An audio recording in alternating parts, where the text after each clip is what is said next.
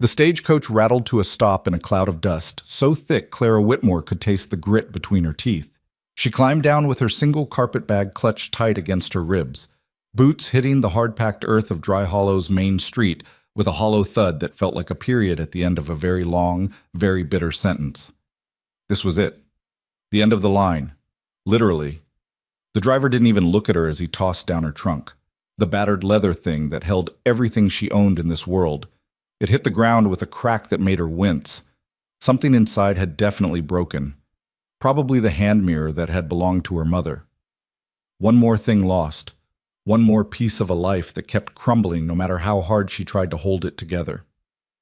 "That'll be Dry Hollow, ma'am," the driver said, spitting tobacco juice into the dust. His tone suggested he couldn't imagine why anyone would willingly stop here. "Good luck to you." He didn't wait for a response.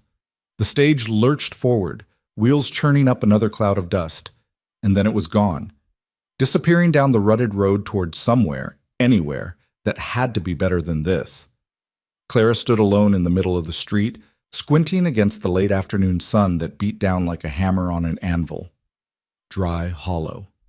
The name was painfully accurate. The town looked like something God had started building and then abandoned halfway through, leaving nothing but a scattering of weathered wooden buildings that leaned against each other like drunks trying to stay upright. A saloon, a general store, a livery stable. A building that might have been a church once but now had boards over the windows. And everywhere, dust and emptiness, and a silence so complete it felt aggressive. Clara's stomach twisted. She'd seen rough towns before. She'd lived in rough towns before. But there was something about this place that felt different. Harder. Meaner. Like the land itself was hostile to human life, and the people who stayed here were either too stubborn or too broken to leave. She belonged here. The thought came unbidden, and she shoved it away, hard. A door creaked open across the street. Clara's hand instinctively went to the small pocket of her traveling coat where she kept her last few dollars, $3.40 to be exact. Everything she had left in the world. A man stepped out of the saloon, backlit by the dim yellow light inside. He was tall, broad-shouldered, with a face that looked like it had been carved from the same unforgiving rock as the mountains in the distance. He didn't say anything, just stood there, looking at her with an expression that wasn't quite curiosity and wasn't quite hostility, but landed somewhere uncomfortable in between. Then another man appeared beside him. And another. Within seconds, half a dozen faces were visible in the doorway and windows of the saloon, all watching her with the same flat, assessing stare. Clara lifted her chin and stared right back. She'd learned a long time ago that looking afraid, even when you were terrified, was the fastest way to become prey. "Help you, miss?" The first man's voice carried across the empty street. "I'm looking for the Mercer Ranch," Clara called back, proud that her voice didn't shake. "I'm here about the job posting." Silence. Then one of the men laughed, a short, harsh bark of sound that made Clara's skin prickle. "The midnight posting," another man said. "You answered that?" "I did." More laughter now, spreading through the group like wildfire. Clara felt heat rising in her cheeks but kept her expression neutral. She'd expected this. Men always laughed when a woman tried to do a man's job. She'd heard it before. She'd proved them wrong before, too. "Lady, you got any idea what you're walking into?" The first man had stepped fully into the street now, arms crossed over his chest. "Caleb Mercer don't put out job postings at midnight for secretaries and housekeepers." "I'm aware." "You aware he's had 3 men quit in the last 6 months?" "I'm aware there's a job available. That's all I need to know." The man's eyebrows climbed toward his hairline. He looked back at his companions, then back at Clara, reassessing. "Mercer's ranch is 15 miles north. Follow the main road until it forks, then take the left branch. Keep going until you see a broken windmill. That's his land." "Thank you." Clara bent to pick up her trunk, feeling the weight of it pull at her shoulders. It was too heavy. She was too tired. But she'd be damned if she'd show weakness in front of these men. "You ain't gonna make it before dark," another voice called out. "Might want to rent a room at the boarding house, head out in the morning." Well, Clara knew what he really meant. Might want to change your mind while you still can. "I'll manage," she said, and started walking. Behind her, the laughter started again, but this time it was edged with something else. Pity, maybe. or the grim satisfaction of men watching someone walk toward disaster? Clara didn't look back. 2. The road north was exactly as bad as she'd feared. The main street of Dry Hollow gave way almost immediately to open country, vast rolling plains dotted with sagebrush and rock outcroppings that looked like broken teeth jutting from the earth. The sun was already sinking toward the horizon, painting the sky in shades of orange and red that would have been beautiful if Clara had any energy left to appreciate beauty. Her arms ached from carrying the trunk. Her feet ached from walking. Her entire body ached with exhaustion that went bone deep, the kind that came from months of running on nothing but desperation and stubbornness. She'd left St. Louis 3 months ago with $60 and a plan to start over in California. The plan had fallen apart in Kansas City when her traveling companion, a woman she'd thought was a friend, had stolen half her money and disappeared in the night. The rest of the money had evaporated in a series of small disasters: a torn boot that needed replacing, a week of meals when she couldn't find work, the stagecoach fare that had brought her here. Now she had $3.40, a trunk full of broken belongings, and a job interview for a position she wasn't entirely sure she was qualified for. Ranch hand. That's what the posting had said. Experienced with livestock, willing to work nights, must be reliable, discreet, and unafraid of hard labor. Clara had exactly one of those qualifications. She wasn't afraid of hard labor. She'd grown up on a farm in Ohio, back when her father was still alive and the world had made sense. She knew how to work. She could learn the rest. She had to, because there were no other options. The fork in the road appeared just as the last light was bleeding out of the sky. Clara paused, breathing hard, and set down the trunk to rest her screaming shoulders. Left branch, the man had said. The man. She peered down the left fork, trying to make out details in the gathering darkness. Nothing. Just more empty land stretching toward mountains that were now black silhouettes against a darkening sky. Clara picked up the trunk again and kept walking. The broken windmill materialized out of the darkness like a ghost. Clara almost walked past it, just a skeletal framework of wood and metal, motionless against the night sky.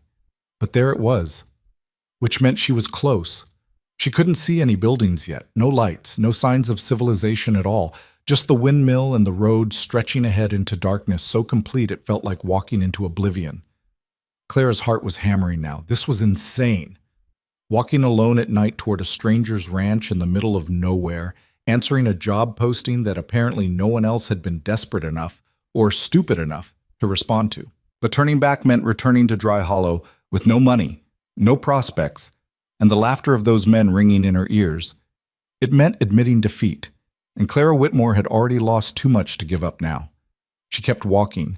The ranch house appeared so suddenly that Clara gasped.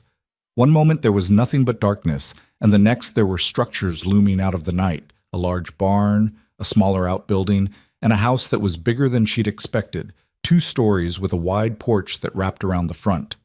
No lights in the windows. No smoke from the chimney. No sound at all except the whisper of wind through dry grass. Clara's steps slowed. Something felt wrong. Not dangerous exactly, but empty, abandoned, like she'd walked all this way to find a ghost town of one. "Hello?" Her voice sounded too loud in the silence. "Mr. Mercer? I'm here about the job posting." Nothing. Clara set down her trunk and approached the house, climbing the 3 steps to the porch with legs that shook from exhaustion. The front door was closed, but not locked. Through the window, she could see the vague shapes of furniture in the darkness. "Mr. Mercer?" Still nothing. She tried the door. It swung open with a creak that made her jump. Inside was darkness so complete she couldn't see her hand in front of her face. Clara stood frozen on the threshold, every instinct screaming at her not to go inside. This was wrong. All of it. A midnight job posting, a ranch 15 miles from town with no lights and no sign of life. A door that opened at her touch like an invitation, or a trap. But where else could she go? She was stepping inside when she heard it, a sound from behind her, soft, deliberate, the unmistakable click of a gun being cocked. Clara's blood turned to ice. "Turn around!" The voice was male, low and rough, coming from somewhere in the darkness behind her. Slowly, Clara turned. Her heart was pounding so hard she could feel it in her throat, in her temples, in her fingertips. She couldn't see him, couldn't see anything except darkness and the faint outline of the barn against the slightly lighter sky. "Who are you?" the voice demanded. "Clara Whitmore." She was amazed her voice worked at all. "I'm here about the job posting, the one in Dry Hollow, ranch hand position." Silence. Long enough that Clara wondered if she'd made a fatal mistake. If this man, whoever he was, had nothing to do with any job posting and she'd just walked into something far worse than unemployment. Then a light flared. A lantern, suddenly illuminated, held high in a gloved hand. The man holding it was tall, easily over 6 feet, with broad shoulders and a face that was all hard angles and shadows. Dark hair, dark eyes, a jaw that looked like it had been chiseled from granite. He was dressed in work clothes, practical and worn, with a gun belt slung low on his hips. The gun in his other hand was pointed directly at Clara's chest. "You're the one who answered the posting," he said. It wasn't a question. "Yes, sir?" "It said midnight." Clara glanced at the sky. The stars were out, thick and bright without any city lights to dim them. "It's past midnight." "It said midnight at the ranch, not midnight whenever you felt like showing up." "I came as fast as I could. The stagecoach didn't arrive in Dry Hollow until late afternoon, and I had to walk. I didn't ask for excuses." The man, Mercer, it had to be Mercer, lowered the gun slightly but didn't put it away. He raised the lantern higher, studying her face with an intensity that made Clara want to look away. She forced herself to meet his gaze. "You're a woman," he said finally. "Yes, sir." The posting didn't specify gender. Clara blinked. Of all the objections she'd expected, this wasn't one of them. "No, sir, it didn't. It specified qualifications. I can work. I'm not afraid of livestock or hard labor." "You have experience?" "I grew up on a farm in Ohio. I know how to eat dairy or crop." "Both. We had cows, chickens, pigs. We grew corn and wheat." Mercer's expression didn't change. "This is a horse ranch, breeding stock. You know anything about horses?" Clara's heart sank. I've worked with horses. Draft horses, mostly, for plowing, and these aren't draft horses." Mercer lowered the lantern and turned away, walking toward the barn. "Come on." Clara hesitated. "Sir, is the position still available?" He didn't answer, just kept walking. Clara grabbed her trunk and hurried after him, struggling to keep up with his long strides. The barn door stood open, and Mercer disappeared inside. By the time Clara reached the entrance, he'd lit 2 more lanterns, filling the space with warm, golden light. The barn was immaculate. Clean straw covered the floor. Tools hung in perfect rows on the walls. And in the stalls, Clara's breath caught. Horses. Beautiful, sleek horses with coats that gleamed even in lantern light. There had to be a dozen of them, maybe more, all watching the newcomers with alert, intelligent eyes. "Thoroughbreds," Mercer said, running a hand along the neck of a tall chestnut mare.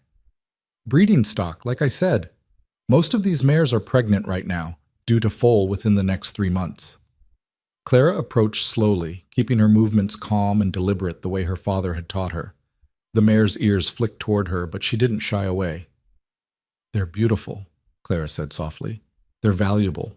Each one of these mares is worth more than most men make in 5 years. The stallion I have in the back pasture is worth 10 times that." Clara did the math and felt dizzy. She was looking at a fortune in horseflesh. "The job," Mercer continued, "is to help with the foaling. It happens at night, usually. Mares like privacy. I need someone who can stay up all night if necessary, assist with difficult births, care for the newborns. It's not glamorous work. It's messy, sometimes dangerous, always exhausting." "I can do it," Clara said immediately. Mercer turned to look at her. In the lamplight, his face was less harsh, but no less intense. "You don't know that. You've never done it. I've assisted with births before, calves mostly, but horses are different. A mare in trouble can kill you with one kick. A breech foal can die in minutes if you don't know what you're doing. I need someone I can trust, someone who won't panic when things go wrong." "I don't panic," Clara said, lifting her chin. "And I'm a fast learner." "Why should I believe you?" The question hung in the air between them. Clara knew this was the moment, the test. She could try to charm him, but something told her flattery wouldn't work on this man. She could lie, but he'd see through it. So she told the truth. Because I have nowhere else to go, she said quietly. I came here with $3 to my name and no other prospects. I answered your posting because I'm desperate, yes, but also because I'm not afraid of hard work. I'll learn whatever you need me to learn. I'll work as hard as you need me to work, and I won't quit because I can't afford to. Mercer studied her for a long moment. Clara felt like he was looking past her face, past her words, straight through to the core of who she was. It should have been uncomfortable.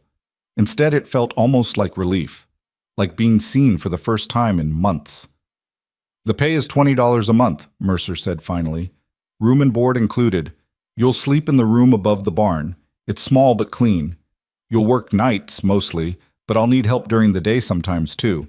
You'll follow my instructions exactly. No improvising, no second guessing. If I tell you to do something, you do it. Understood? Claire's heart leaped. Yes, sir. Understood. I'm not finished. Mercer's voice hardened. You stay out of the house unless I invite you in. You don't go into town spreading gossip about what happens here. You don't ask questions about my business. And if you can't handle the work, if you quit or I have to let you go, you leave immediately. No arguments, no second chances. The terms were harsh, almost cruel, but Clara had expected nothing less. I agree. Then you start tonight. Clara blinked. Tonight? Now? The roan mare in the corner stall is showing signs. She'll probably foal within the next few hours. Mercer pointed to a stall at the far end of the barn where a dark reddish-brown mare was pacing restlessly. I need to check on the stallion and the back pasture. You'll stay here and watch her. If anything changes, if she goes down, if she shows any signs of distress, you come find me immediately. Don't try to handle it yourself. Where will you be? Within shouting distance. Mercer handed her one of the lanterns. Your room is up those stairs. There's a bed, a wash basin, some basic supplies. Get settled if you want, but keep an eye on the mare. She's a first-time mother. They're unpredictable. Clara took the lantern, feeling its weight in her hand. Mr. Mercer, thank you. I won't let you down. He looked at her one more time, and something flickered in his eyes. Not quite doubt, but not quite trust either. We'll see, he said, and walked out into the night. The room above the barn was exactly as Mercer had described. Small, clean, and utterly Spartan. A narrow bed with a thin mattress and clean blankets. A wash basin on a simple stand. A chair. A small wood stove in the corner. One window that looked out over the dark expanse of the ranch. Clara set down her trunk and sank onto the bed, her legs finally giving out. For just a moment, she let herself feel the full weight of exhaustion that had been building for months. Her eyes burned, her shoulders ached, her stomach was a tight knot of hunger. She couldn't remember the last time she'd eaten, but she'd done it. She'd found work. She had a roof over her head and $20 a month coming. It wasn't much, but it was more than she'd had 6 hours ago. Clara allowed herself exactly 2 minutes to rest. Then she stood, splashed cold water on her face from the basin, and went back down to the barn. The roan mare was still pacing. Clara approached the stall slowly, talking in a low, soothing voice. Easy, girl, easy. I'm here to help. The mare's ears flicked toward her, but she didn't stop moving. Clara could see the signs Mercer had mentioned, the restlessness, the way the mare kept looking at her own flanks, the slight sheen of sweat on her neck. Clara pulled up a stool and sat down just outside the stall, lantern at her feet, and she watched. The night stretched out around her vast and silent. Through the open barn door, she could see stars scattered across the sky like diamonds on black velvet. Somewhere in the distance, a coyote howled. The horses shifted in their stalls, breathing softly. Clara had never felt more alone, or more determined. She thought about the men in Dry Hollow, laughing as she walked away. She thought about her mother, dead 3 years now from fever. Her father, dead 6 months before that from a bad heart, and too many years of hard living. She thought about every person who'd told her she couldn't make it on her own, every door that had closed in her face, every night she'd gone to bed hungry and afraid. This was her chance. Maybe her last chance. She wasn't going to waste it. The mare suddenly stopped pacing. Clara sat up straighter, watching. The horse stood very still for a moment, sides heaving, then slowly lowered herself to the straw-covered floor. Clara's heart rate picked up. This was it. The mare was going into labor. She should get Mercer. Those were his instructions. But the mare didn't seem distressed, just focused, her body doing what nature had designed it to do. Clara waited, watching every movement, every breath. Minutes passed. The mare strained, muscles rippling beneath her coat. Clara saw the beginning of the birth sac appear and had to fight the urge to rush in and help. "Don't improvise," Mercer had said. "Follow instructions exactly." But what if something went wrong and Mercer wasn't here in time? Clara stood, torn between obedience and instinct. The mare made a low sound, not quite pain, but effort. Clara took a step toward the stall, then stopped. Having doubts already? Clara spun around. Mercer stood in the barn doorway, silhouetted against the night. She hadn't heard him approach. "No, sir. The mare went down about 10 minutes ago. I was about to come find you, but you wanted to see if you could handle it yourself." Mercer moved past her to the stall, moving with a grace that seemed impossible for a man his size. He knelt in the straw beside the mare, hands moving over her with practiced confidence. That's exactly the kind of thinking that gets animals killed. When I say to come find me, I mean immediately. "Yes, sir. I'm sorry." "Don't apologize, just learn." Mercer glanced back at her. "Come here. Watch what I'm doing." Clara entered the stall carefully, kneeling in the straw on the opposite side of the mare. This close, she could see everything. The mare's labored breathing, the sweat darkening her coat, the steady progress of the birth. "See how the foal is positioned?" Mercer's voice was quieter now, almost gentle. "Front hooves first, nose between them. That's normal. That's good. But you have to watch for complications. If you see hooves but no nose, or just one hoof, or if the mare's been straining for more than 30 minutes with no progress, those are emergencies." Clara nodded, committing every word to memory. "This one's doing fine. First-time mother, but she's got good instincts." Mercer's hands moved to support the emerging foal, guiding rather than pulling. "The key is to help without interfering. Let nature do its work, but be ready to step in if needed." The foal slid free in a rush of fluid and membrane. Clara's breath caught. It was tiny, impossibly fragile, lying still in the straw. "Is it?"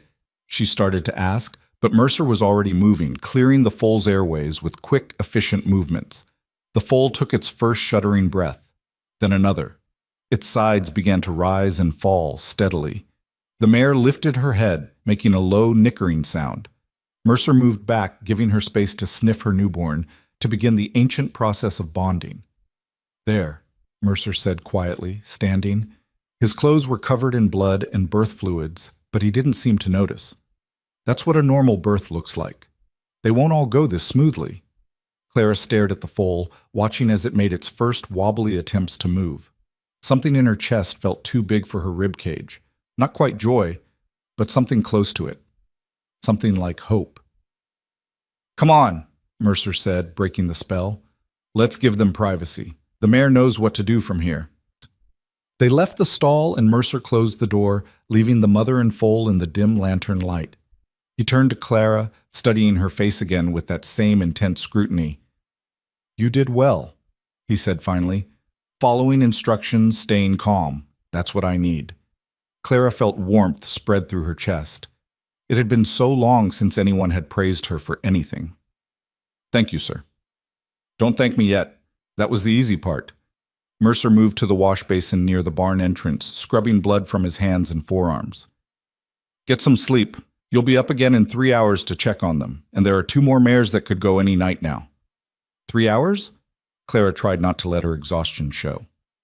"Welcome to ranch life." There might have been the ghost of a smile on Mercer's face, but it was gone too quickly for Clara to be sure. "Think you can handle it?" Clara straightened her shoulders, ignoring the bone-deep weariness that made her want to collapse right there in the straw. "Yes, sir." "We'll see," Mercer said again, and walked out into the darkness. Clara stood alone in the barn, surrounded by sleeping horses and the soft sounds of the newborn foal trying to stand. Through the open door, she could see the first hint of dawn beginning to lighten the eastern sky. She'd survived her first night. That was something. She climbed the stairs to her small room, collapsed on the bed still fully clothed, and fell asleep in seconds. Her last thought before darkness claimed her was simple and fierce. "I'm going to make this work." no matter what it takes. 3 hours later, she woke to Mercer pounding on her door. "Up!" his voice called. "The bay mare is in trouble." Clara was on her feet and moving before she was fully awake, stumbling down the stairs with her heart already racing. The bay mare, she'd seen her yesterday, a beautiful horse with a coat like burnished copper. Pregnant, due soon. Mercer was already in the stall when Clara arrived. One look at his face told her everything she needed to know. This wasn't going to be like the roan mare. This was serious. The bay mare was down, sides heaving, eyes rolling with pain and fear. Clara could see the problem immediately, hooves visible, but something wrong with the position. Wrong angle. Wrong everything. "Breach," Mercer said, his voice tight. "Foal's coming backward. If we can't turn it in the next few minutes, we'll lose them both." Clara's stomach dropped. "What can I do?" "Hold her head. Keep her calm. Talk to her. I need to try to reposition the foal." Clara dropped to her knees in the straw, cradling the mare's head in her lap. The horse was trembling, breathing in short, panicked gasps. Clara stroked her neck, murmuring nonsense words in the same soothing tone her father had used with frightened animals. "Easy, girl, easy. We've got you. You're going to be fine." Mercer worked with focused intensity, his hands inside the mare, trying to feel what he couldn't see. Sweat beaded on his forehead. The mare thrashed weakly, and Clara had to use all her strength to keep the horse's head steady.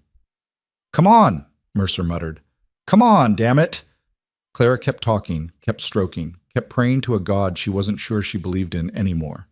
"Please, please don't let them die. Not on my first real day. Please." "Got it." Mercer's voice cracked with relief. "I've got the hind legs. She's going to push now. When she does, I need you to help pull. Grab the legs when they emerge and pull steady and firm. Not too hard. You'll know how much." Clara positioned herself beside him, hands shaking with adrenaline. The mare strained, a sound of pure agony escaping her throat. The foal's hind legs appeared. Clara grabbed them, felt the slick warmth of them in her hands, and pulled. "That's it," Mercer said. "Steady, steady." The foal came free in a rush. Unlike the roan's baby, this one didn't move immediately. It lay still, too still, in the bloody straw. Clara's heart stopped. "Is it—" But Mercer was already working, clearing airways, rubbing the foal's chest with rough, vigorous movements. Once, twice, 3 times. The foal gasped, coughed, breathed. Clara's knees went weak with relief. She sat back hard, breathing almost as heavily as the exhausted mare. Mercer sat back too, his face gray with stress, his clothes ruined. For a long moment, neither of them spoke. They just sat there in the blood and straw and birth fluids, watching mother and foal beginning to bond, watching life persist against the odds. "You did good," Mercer said finally. His voice was rough, raw. "Real good. Most people would have panicked." Clara looked at him, really looked at him for the first time. Beneath the hard exterior, beneath the gruff commands and the walls he'd built around himself, she saw something familiar. Someone who'd been tested by this life and had survived, but not without scars. Someone like her. "I told you," she said quietly. "I don't panic." This time, Mercer definitely smiled. It was small, barely there, gone in a heartbeat. But it was real. "No," he said. "I guess you don't." They worked together for the rest of the morning, cleaning the stall, checking on both new mothers and their foals, tending to the other horses. Mercer showed Clara how to properly mix feed, how to spot signs of colic, how to read a horse's body language. He was patient but exacting, praising when she did something right and correcting immediately when she made a mistake. It should have been exhausting, and it was, but it was also exhilarating. Clara felt her mind absorbing information like dry earth drinking rain. By noon, she was ready to collapse. Mercer noticed. "Go sleep," he ordered. "I'll wake you at sunset. We need to check the mares every 2 hours through the night." Clara wanted to argue that she could keep going, but her body betrayed her with a massive yawn. "Yes, sir." She made it to her room, collapsed on the bed, and slept dreamlessly. When Mercer woke her at sunset, she felt almost human again. Almost. The routine continued.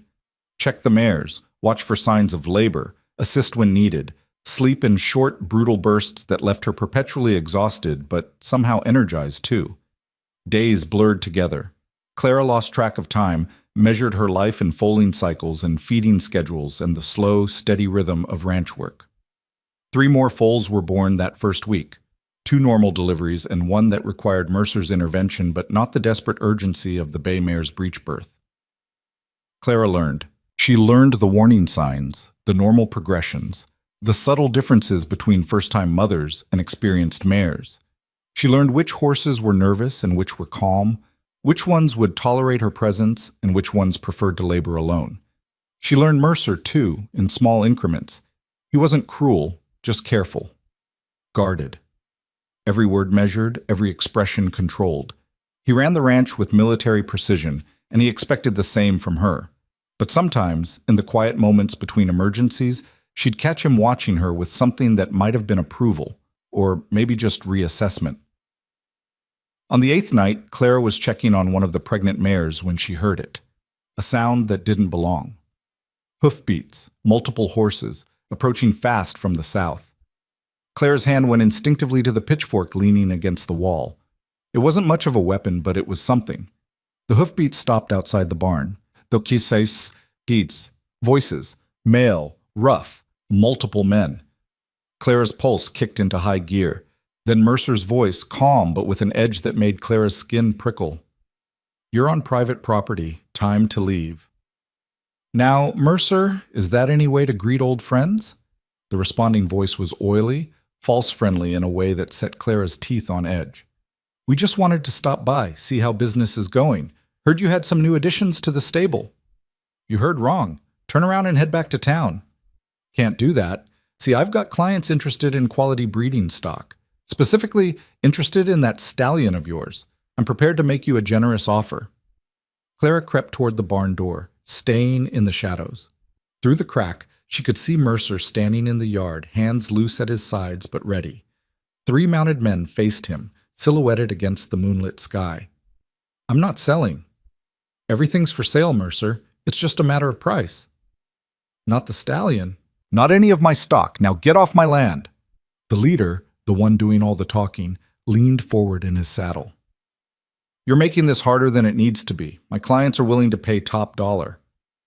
"Your clients can go to hell, and you can join them." Mercer's hand moved, just slightly, toward the gun on his hip. "Last warning." The air went taut, electric with tension. Clara's grip tightened on the pitchfork, 3 against 1. Bad odds. If shooting started, all right. The leader raised his hands in mock surrender. "We're leaving, but Mercer, you might want to reconsider. Things have a way of happening to stubborn men who won't play nice." "Is that a threat?" "Just friendly advice." The man turned his horse. "We'll be in touch." They rode off, disappearing into the darkness. Mercer stood motionless, watching until the hoofbeats faded completely. Clara stepped out of the barn. "Who were they?" Mercer turned, and Clara saw something in his face that hadn't been there before. Not quite fear, but close. Worry, maybe. Or recognition of danger. "Rustlers," he said flatly. "Men who make a living stealing livestock and selling it to buyers who don't ask questions. They've been circling for months." "Why didn't you shoot them?" "Because then I'd have 3 dead men on my property and a sheriff who'd ask questions I don't want to answer. Better to send them away and stay alert." Mercer looked at her. "That's going to be part of your job now, too, keeping watch. These men don't give up easily." Claire's stomach nodded. "You think they'll come back?" "I know they will." Mercer's jaw tightened. "The question is when and how hard they'll come. That stallion is worth a fortune. They'll try again." "Then we'll be ready," Clara heard herself say. Mercer studied her for a long moment. "You signed on to help with horses, not to fight off thieves." I signed on to work here. That means protecting what's yours." Clara lifted her chin. "Unless you think I can't handle it." Something shifted in Mercer's expression. Not quite a smile, but close. "No," he said slowly. "I don't think that." They stood there in the moonlight, the vast emptiness of the ranch stretching around them, both of them understanding that the job had just become something different, something harder, something dangerous. But Clara didn't flinch. She'd come too far, survived too much, to back down now. "Show me how to shoot," she said. Mercer's eyebrows rose. "You don't know how?" "I know enough to point and pull the trigger." I want to know how to do it right." For the first time since Clara had met him, Mercer laughed. It was a short, rough sound, but genuine. "All right," he said. "Tomorrow, after the morning checks, I'll teach you to shoot." "Thank you." "Don't thank me yet. You might change your mind about staying after all." But Clara met his eyes steadily. "I won't." "We'll see," Mercer said, but this time there was something different in his voice. Something that might have been respect. The shooting lessons became part of the routine. Every morning, after checking the mares, Mercer would take Clara to a clearing behind the barn and teach her how to handle a gun. It was harder than she'd expected. The weight of the weapon, the kick when it fired, the concentration required to aim and breathe and squeeze the trigger all at once. The first day, she missed every shot. The second day, she hit the target twice out of 10 tries. By the end of the week, she was hitting it 7 times out of 10. "You're a natural," Mercer said, and Clara glowed with the praise. But the lessons weren't just about shooting. They were about awareness, about reading the land and the night, about understanding threats before they materialized. "Out here," Mercer told her, "you survive by paying attention. The horses will tell you when something's wrong before your eyes will. Learn to listen to them." Clara learned. She learned to recognize the subtle shift in a barn full of horses when a stranger approached. The way their ears pricked, the way they went still and alert. She learned to trust her instincts when something felt off. And something felt off more and more often. Small things at first. A fence gate left open when she knew she'd closed it. Hoof prints in the mud near the back pasture where no one should have been riding. The feeling of being watched when she made her rounds at night. Mercer noticed too. He started sleeping less, patrolling more, his hand never far from his gun. "They're testing us," he said one night, standing at the barn door and staring out into darkness, seeing how alert we are, looking for weaknesses. "What do we do?" "We stay ready, and we don't give them an opening." The tension stretched tighter with each passing day. Clara found herself jumping at shadows, her hand reaching for the gun Mercer had given her at every unexpected sound. But the work continued. More foals were born, 7 in total, now, all healthy, all thriving. The ranch was coming alive with new life, with the promise of the future. Clara had been there 3 weeks when everything changed. It started like any other night. Clara was making her evening rounds, checking water troughs and feed bins, when she heard it. A sound that didn't belong. Metal scraping against wood. She froze, listening. There it was again, coming from the stallion's paddock. Clara's heart hammered. The stallion, Lightning, Mercer called him, was kept separate from the mares, in a reinforced paddock on the far side of the property. Mercer had said he was worth more than everything else combined. Clara moved silently toward the sound, gun drawn, every nerve screaming at her to run and get Mercer. But what if there wasn't time? She rounded the corner of the barn and saw them. 3 figures, dark against the night, working at the paddock gate. One had a lantern shuttered to show only a sliver of light. Tools glinted in their hands. They were trying to steal Lightning. Clara's mind raced. 3 of them, one of her. Mercer was in the house, too far to reach in time. If she shouted, they'd run, but they might get the gate open first. If she shot, she raised the gun, aimed at the sky, and fired. The crack of the gunshot shattered the night.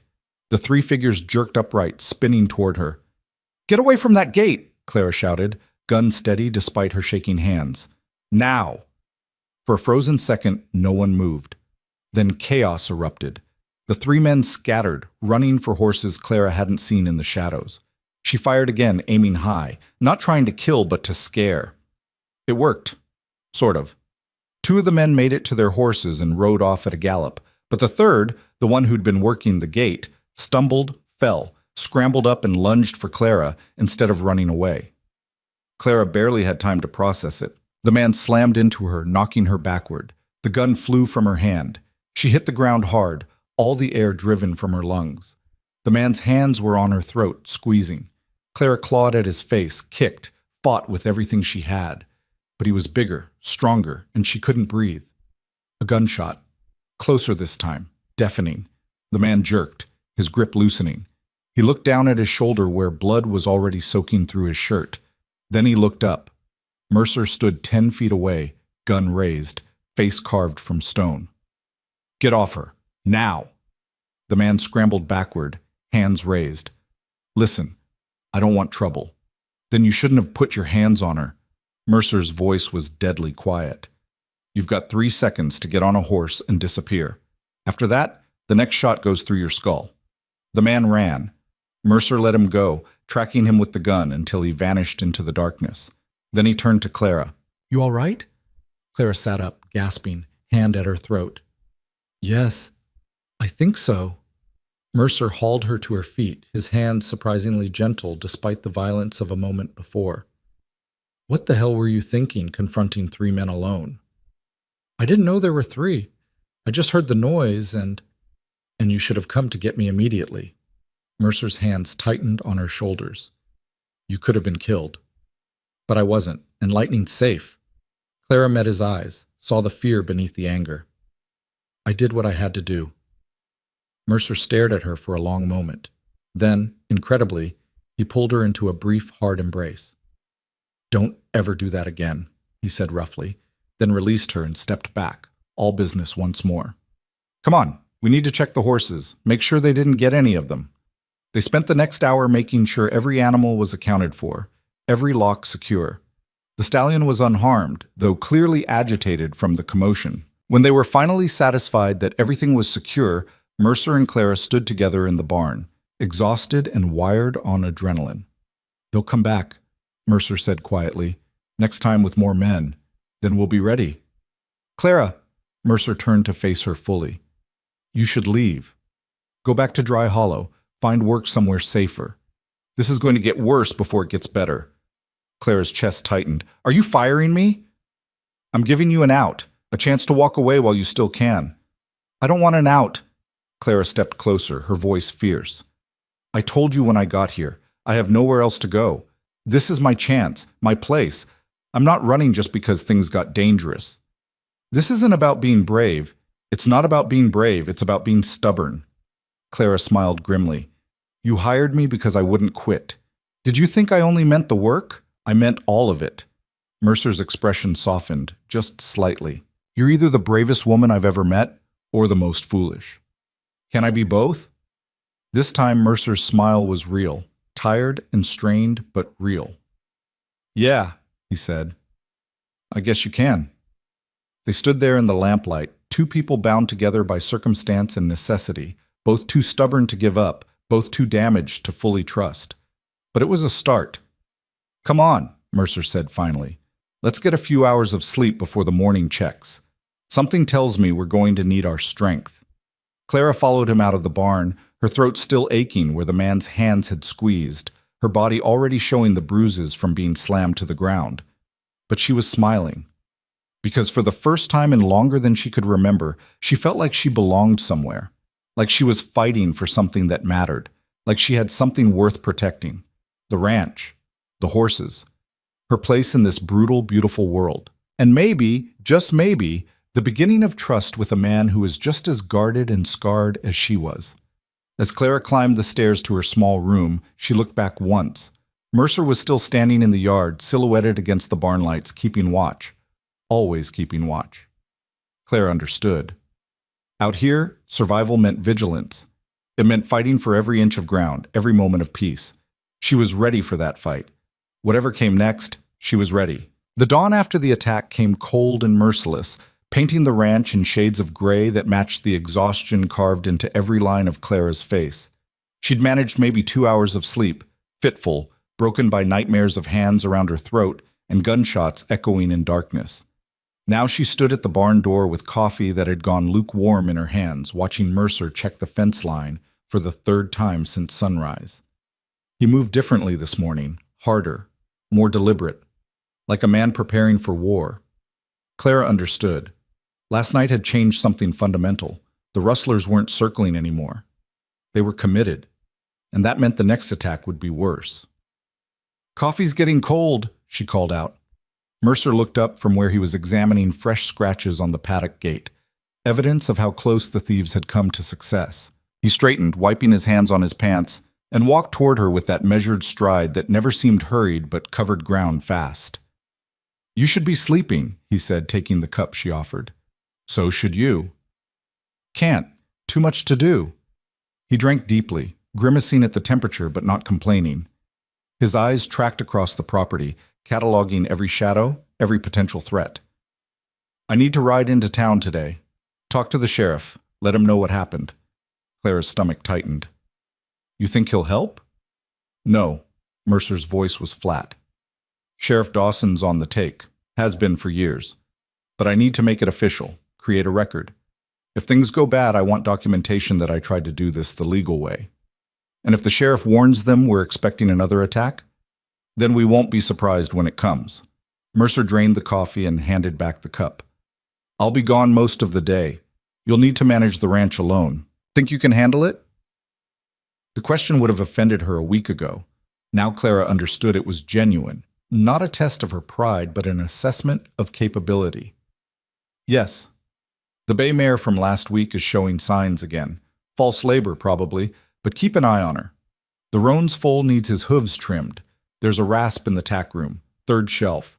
Don't try to do it yourself, just get him used to having his feet handled. And for the love of... Mercer stopped, his jaw working. Keep your gun on you. Don't go anywhere without it. If anyone shows up who isn't me, you get to the house and you lock the doors. Understand? Clara touched the weight of the revolver at her hip. She'd started wearing it constantly after last night. I understand. I mean it, Clara. These men already put their hands on you once. They won't hesitate to do worse. Something fierce flashed in Mercer's eyes. I can replace horses. I can't replace you. The words hung between them, unexpected and raw. Clara felt heat climb her neck. I'll be careful. Mercer held her gaze for another moment, then nodded sharply and turned toward the stable where his riding horse was already saddled. I'll be back before dark. If I'm not, you will be. He paused, glancing back. How do you know? Because you're too stubborn to let them win. Clara managed a small smile. Besides, who else is going to yell at me for making mistakes? That pulled a brief, grudging smile from Mercer. Lord knows you give me plenty of opportunities. He swung into the saddle with easy grace. Stay alert. Then he was gone, riding south toward Dry Hollow at a steady canter that kicked up dust devils in his wake. Clara stood alone in the yard, feeling the weight of responsibility settle on her shoulders like a physical thing. The ranch stretched around her, acres of land, millions of dollars in horseflesh, and just her to protect it all. She finished her coffee in one long swallow and got to work. The morning passed in a blur of familiar tasks made more difficult by constant vigilance. Every sound pulled Clara's attention. Every shadow made her hand drift toward her gun.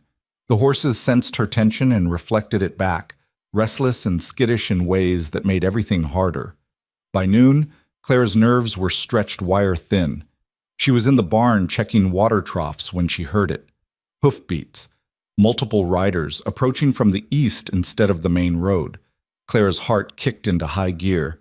She moved to the barn door, staying in shadow, hand on her gun. 3 riders crested the low rise, moving at an easy walk. Not the hard gallop of men fleeing or attacking, but not friendly either. They weren't the same men from last night. Clara could tell that much even at a distance. These riders sat different in their saddles, more confident, more dangerous. She considered Mercer's instructions. Get to the house. Lock the doors. Wait. But the house was 50 yards away across open ground.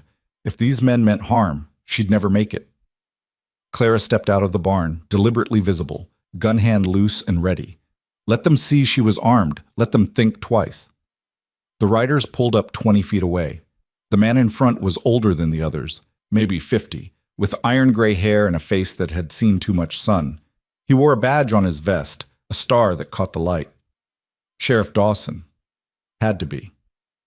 Afternoon, miss. The sheriff touched the brim of his hat, all false courtesy. This the Mercer place? It is. Clara kept her voice level.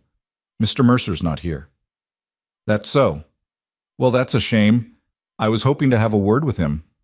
Dawson's eyes traveled over the barn, the paddocks, the house, cataloging, assessing. You work here? I do. Doing what exactly? Clara's jaw tightened. Ranch work. One of the other men, younger, with a scar across his cheek, snorted. Ranch work? That what they're calling it now? The implication was clear and ugly. Clara felt rage flash hot through her chest, but kept her expression neutral. These men wanted a reaction, wanted her off balance. She wouldn't give them the satisfaction. Was there something you needed, Sheriff? Clara asked. Or are you just here to insult honest workers? Dawson's eyebrows climbed. Spirited little thing, aren't you? Mercer always did have unusual taste in help. He leaned forward in his saddle, his smile not reaching his eyes. See, miss, we've had reports of trouble out here. Gunfire last night. Disturbance of the peace. Now, as sheriff, it's my job to investigate such things.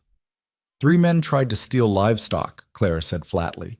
We defended our property. That's not a disturbance of the peace. That's called self-defense. That your version of events? That's what happened. Funny thing, Dawson scratched his jaw, still smiling that cold smile. I talked to some boys this morning who tell a different story. Say they were just passing through, got lost, stopped to ask directions, and some crazy woman started shooting at them. Clara's hands balled into fists. That's a lie. You calling them liars? I'm saying they're thieves who got caught and are trying to avoid consequences. Strong words, miss. You got any proof? Clara gestured toward the paddock gate. The scratches on that gate are fresh, made by tools trying to force the lock. You want proof? There it is. Dawson didn't even glance at the gate. Could have been made any time, could have been made by you, trying to create evidence for false accusations. He shifted in his saddle, his voice hardening. Here's how this is going to work. I'm going to give Mr. Mercer a friendly warning. Tell him to be more careful about who he hires. Tell him that shooting at innocent travelers is a good way to end up in jail, or worse. And I'm going to suggest that maybe this ranch has attracted the wrong kind of attention. Maybe it'd be better for everyone if he considered selling and moving on. The threat was barely veiled. Clara's mouth went dry. You can't force him to sell. Can I? Dawson's smile widened. Out here, miss, I'm the law. What I say goes. And if I say a man's become a danger to the community, well, there are ways of handling that. Mr. Mercer's already in town talking to you, Clara said, gambling on a bluff. He's filing an official complaint right now, about last night, about the attempted theft. Something flickered in Dawson's eyes. Surprise, maybe. Or annoyance. Is that so? It is. So you can make all the threats you want, but it's on record now. Whatever happens here, people will know. For a long moment, the sheriff just stared at her. Then he laughed, a sound like gravel in a bucket. You got guts, girl. I'll give you that. But guts don't stop bullets. You remember that. He gathered his reins. You tell Mercer I came by. Tell him we had this conversation. And tell him that my patience isn't infinite. Sooner or later, he's going to have to make a choice. Sell to my clients willingly or lose everything unwillingly. His call. Dawson wheeled his horse around, and the 3 riders departed the way they'd come, leaving Clara standing alone in the dust, shaking with anger and adrenaline. She waited until they were completely out of sight before her legs gave out. She sat down hard on the barn steps, gun still clutched in her hand, and tried to steady her breathing. The sheriff was corrupt. Working with the rustlers, or maybe even directing them, which meant there was no law coming to help. No protection except what they could provide themselves. Clara had known the situation was bad.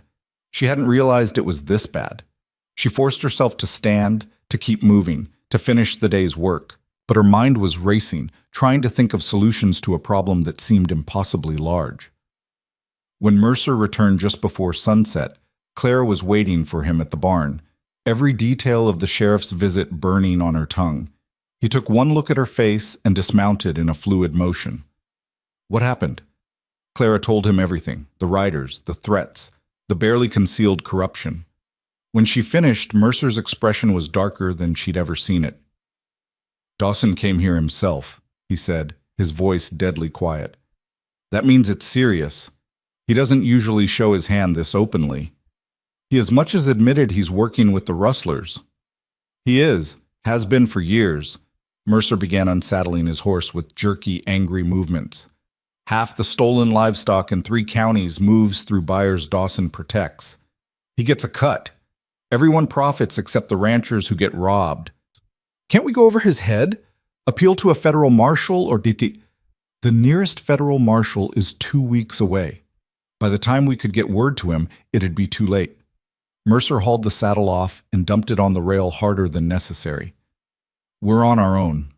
Clara's stomach sank. So what do we do? Mercer was quiet for a long time, staring out at the darkening horizon. When he finally spoke, his voice was tired. I don't know. I've been fighting this for months, trying to hold on, trying to wait them out. But they're not going away. They want this land, these horses, and they're willing to do whatever it takes to get them. Including killing us. Yeah. Mercer turned to face her, which is why you need to leave, tonight. I'll give you money, enough to get to California like you planned. You can— No. Clara. I said no. Clara stepped closer, her voice hard. I'm not running. Not from them. Not from this. You don't understand what you're saying. These men don't play games.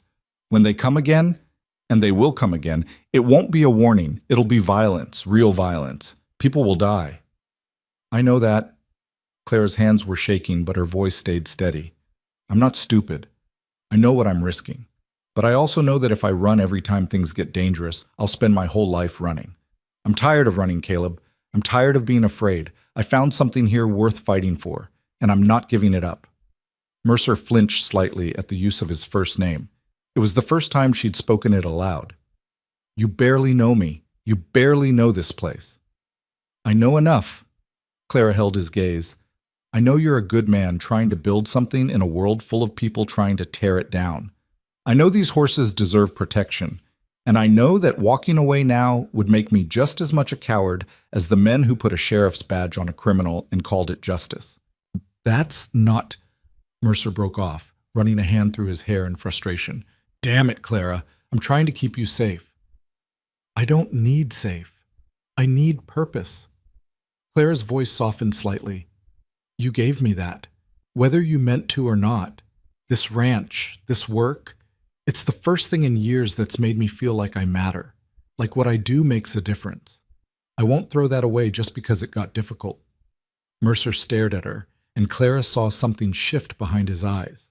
The walls he kept so carefully maintained cracked just slightly, letting through a glimpse of the man beneath, someone who was just as tired of fighting alone as she was tired of running.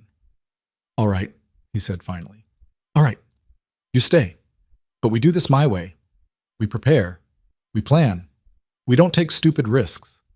Clara felt relief wash through her. Agreed. And if I tell you to do something, anything, you do it. No arguments, no second guessing. Because if this goes bad, we won't have time for debates. I understand. Mercer nodded slowly. Then, unexpectedly, he reached out and gripped her shoulder, a brief gesture of solidarity. We're going to need help. We can't defend this place alone. Where do we get help? Everyone in town seems either corrupt or scared. Not everyone. Mercer released her shoulder and turned toward the house. Come on, there's someone I need to send a message to, and you and I need to make plans. They spent the evening in Mercer's kitchen, Clara's first time actually inside the house. It was sparse but clean, like everything else about Mercer's life. Functional. No wasted space or unnecessary decoration. Mercer spread a hand-drawn map of the ranch across the table. This is us. Main house here, barn here, paddocks spreading north and east. The problem is the perimeter. Too much ground to cover. If they come with enough men, they can hit us from multiple directions at once. Clara studied the map. What about early warning? Some way to know they're coming before they're on top of us. I've thought about that. We could set up a bell system. Strings attached to cans or bells at the property boundaries. Anyone trips them, we hear it. That'll give us maybe a minute of warning. A minute's better than nothing. Mercer pulled out a piece of paper and started sketching. We also need to secure the horses. If we lose them, we lose everything. I'm thinking we move the pregnant mares and the foals into the barn at night. Keep them centralized where we can protect them. And Lightning? The stallion stays in his paddock, but we reinforce the fence and add extra locks. Make him harder to steal even if they get past us. Clara traced a finger along one edge of the map. What about fire? If they can't steal the horses, they might try to burn us out. Mercer's expression darkened. I know, we'll need water barrels positioned around the buildings. And a watch schedule, someone awake at all times. We're only 2 people, we can't stay awake 24 hours a day. I know, that's where the help comes in. Mercer stood and moved to a desk in the corner, pulling out paper and a pen. There's a man I know. Lives about 30 miles west. Ex-cavalry, good with a gun, and he owes me a favor. I'll send word. If he comes, we'll have 3. Is 3 enough? Against a dozen or more? Mercer's laugh was bitter. No, but it's what we've got. They worked late into the night, planning defenses and contingencies, trying to prepare for every scenario. By the time Clara finally climbed the stairs to her room above the barn, her head was spinning with details and her body ached with exhaustion, but she couldn't sleep. Every creak of wood, every whisper of wind had her jerking awake, hand reaching for her gun. The attack, when it came, happened 2 nights later. Clara was doing the midnight check on the mares when Lightning started screaming. Not the normal whinny of a horse, a high, panicked sound that raised every hair on Clara's body. She ran, gun in hand, legs pumping, heart hammering against her ribs. The stallion's paddock was on fire. Not the whole thing, just one section of fence, flames licking up the dry wood with terrifying speed. And in the chaos, shadowy figures moved. 3, maybe 4 men, trying to get ropes on Lightning while the horse reared and struck out with deadly hooves. Clara fired into the air. Get away from him! The men scattered, but not far. One turned and fired back. The bullet whined past Clara's ear, close enough that she felt the displacement of air. She dropped behind a water trough and returned fire, aiming for center mass this time. One man went down with a cry. The others used the distraction to lunge for Lightning again. Then Mercer was there, appearing from the darkness like an avenging spirit. His first shot took down another man. His second drove the rest back. "The fire!" he shouted at Clara. "We have to stop the fire." Clara holstered her gun and grabbed the nearest water bucket, throwing it on the flames. It wasn't enough. The fire was spreading, feeding on old dry wood. More gunshots. Clara risked a glance and saw the remaining attackers mounting horses and fleeing, but the damage was done. The fire was getting bigger. "Help me!" Mercer had pulled down part of the fence, creating a gap. "We need to get Lightning out before the whole thing goes up." Clara ran to the gate, throwing it open. Together they drove the panicked stallion through the opening, away from the flames and into the relative safety of the open yard. Then they fought the fire. It took an hour of hauling water, beating back flames with wet blankets, choking on smoke and praying the wind didn't shift. By the time they finally got it under control, both of them were black with soot and shaking with exhaustion. The paddock was destroyed. Half the fence was gone, reduced to charred posts and ashes, but the stallion was alive. The barn hadn't caught. The horses inside were safe. Mercer sank down onto the ground, coughing. Clara collapsed beside him, every muscle screaming. "How many did we hit?" she managed to ask. "2 for sure, maybe a third." Mercer spat out ash. "They'll be back. This was just testing our response time. We can't keep doing this. Sooner or later, they'll get through." "I know." Mercer's voice was hollow with exhaustion. "Your friend, the cavalryman. Did you send word?" 2 days ago. "No response yet." Clara closed her eyes. 2 days ago felt like a lifetime. "What if he doesn't come?" "Then we fight anyway." Mercer stood, offering her a hand. Clara took it and let him pull her to her feet. They stood there in the smoking ruins of the paddock, holding hands like children afraid of the dark. "I'm sorry," Mercer said quietly. "I should never have let you stay. This is my fight, not yours. It became my fight when I decided this was my home." Clara squeezed his hand once, then released it. "We should check on the horses, make sure none of them were injured by the smoke." They spent the rest of the night moving between the barn and the paddocks, soothing frightened animals and checking for injuries. Lightning had a burn on his shoulder, not serious, but it would need tending. 2 of the mares had minor cuts from broken fence pieces. It could have been so much worse. Dawn came gray and cold. Clara was in the barn treating Lightning's burn when she heard hoofbeats. Her hand went to her gun automatically, but the rider who appeared in the barn doorway wasn't a threat.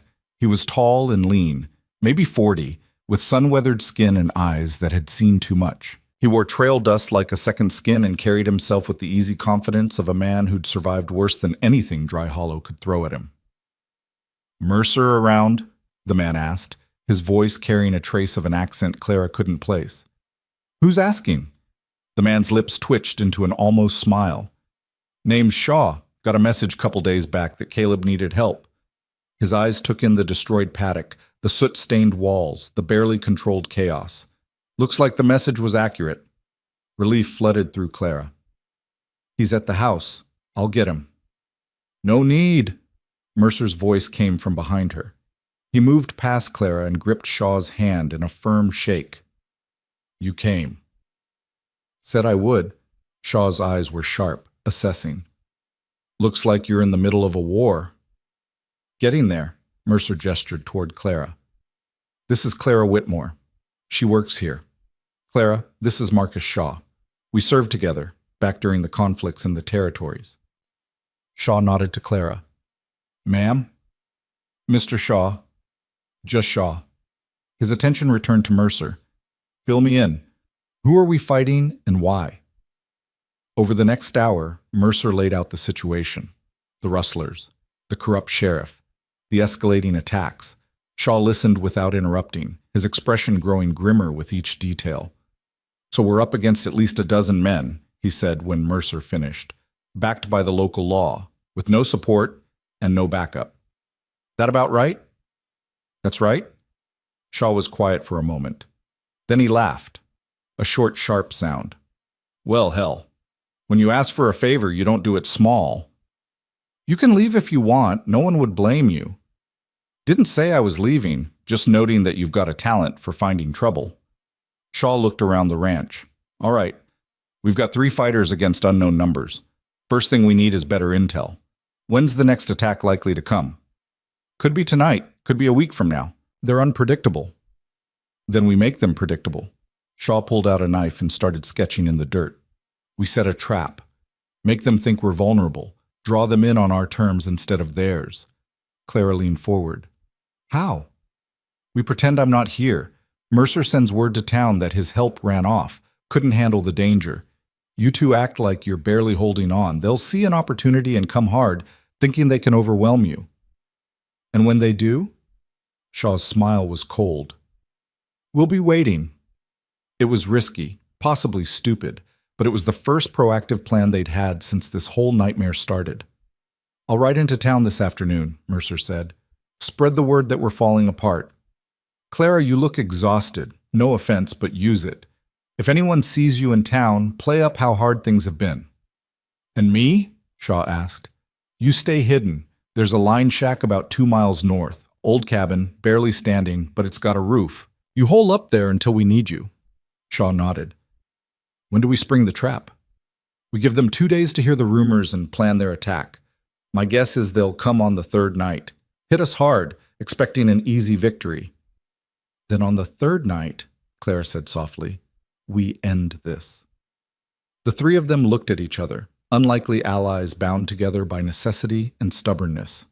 A rancher fighting to keep his land, a drifter with nothing left to lose, a cavalryman repaying an old debt, against corrupt law and ruthless men who'd stop at nothing to get what they wanted. The odds weren't good, but they had something the rustlers didn't. They were fighting for more than profit. They were fighting for home. That had to count for something. "All right," Mercer said. "Let's get to work." The next 2 days were some of the hardest of Clara's life. Not because of the physical work, though that was brutal enough, but because of the waiting. The knowing that violence was coming and being unable to do anything but prepare.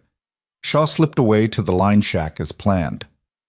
Mercer rode into Dry Hollow and spread his carefully crafted lies about workers abandoning him and desperation setting in. Clara practiced with her gun until her hands were steady and her aim was true. They moved the most valuable horses into the barn and barricaded it from the inside. They positioned weapons at strategic points around the property. They rehearsed their plan until every movement was automatic, and they waited. The 3rd night came with a wind that smelled like rain but refused to deliver. Clara stood in the barn, watching the darkness beyond the open door, and felt time stretching out like taffy. Mercer appeared at her elbow. "You ready?"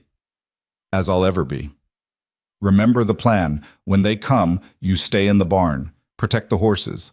Shaw and I will handle the attack." Clara turned to face him. "We've been over this. I'm not hiding while you two fight. I'm not asking you to hide. I'm asking you to guard the most valuable assets we have.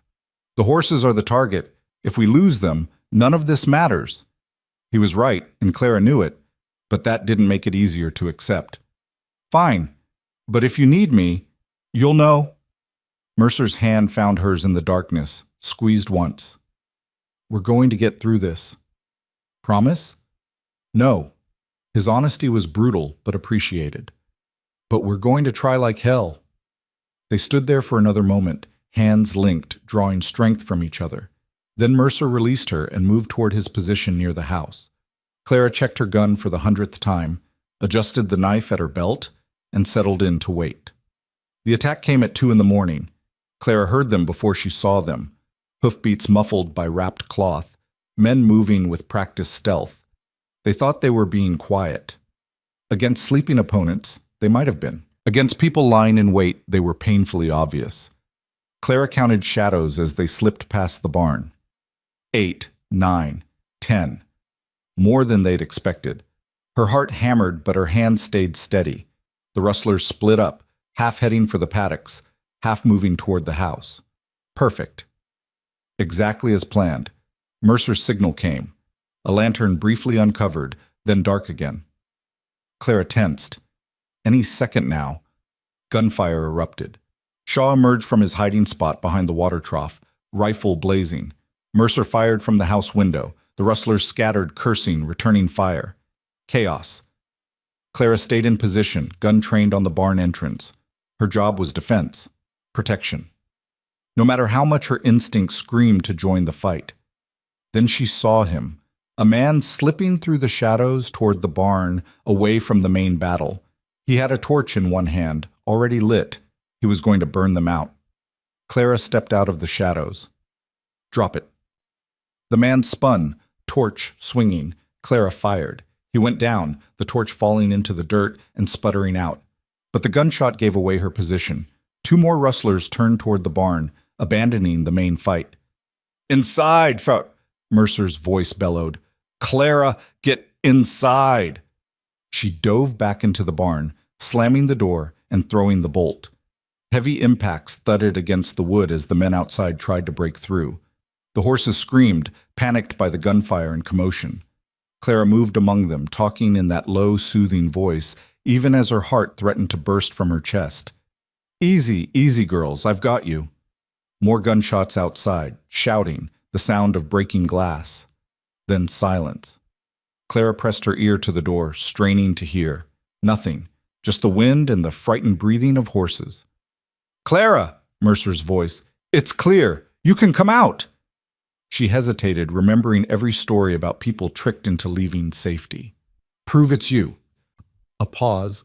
Then, "The first night you were here, you asked me why I posted the job at midnight. I said it was to see who was desperate enough to answer. You said you'd come as fast as you could. I called that an excuse." Clara's knees went weak with relief. Only Mercer would remember that conversation. She threw open the door. The yard looked like a battlefield, bodies sprawled in the dirt, blood dark against pale earth. Shaw and Mercer stood together near the destroyed paddock, both upright, both alive. Clara ran to them. "Are you hurt?" Couple scratches. Mercer's face was grim. "Nothing serious. You?" "I'm fine. One of them tried to burn the barn. I stopped him." "I saw." Something fierce flashed in Mercer's eyes. "You did good." Shaw was checking the bodies, making sure the fight was truly over. 7 dead, 3 ran off. Think they'll be back? Not tonight. Mercer surveyed the carnage. Maybe not ever. This was their big push. We broke it. "What about the sheriff?" Clara asked. "When he finds out, let him." Mercer's voice was hard. "We've got 7 dead rustlers and evidence of them attacking us. Even Dawson can't spin that into anything but self-defense.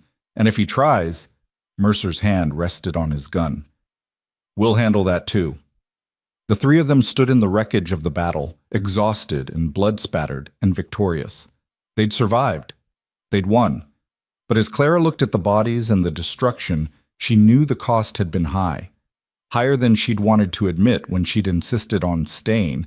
This was the price of having something worth fighting for: blood and fear and violence. The question was, had it been worth it?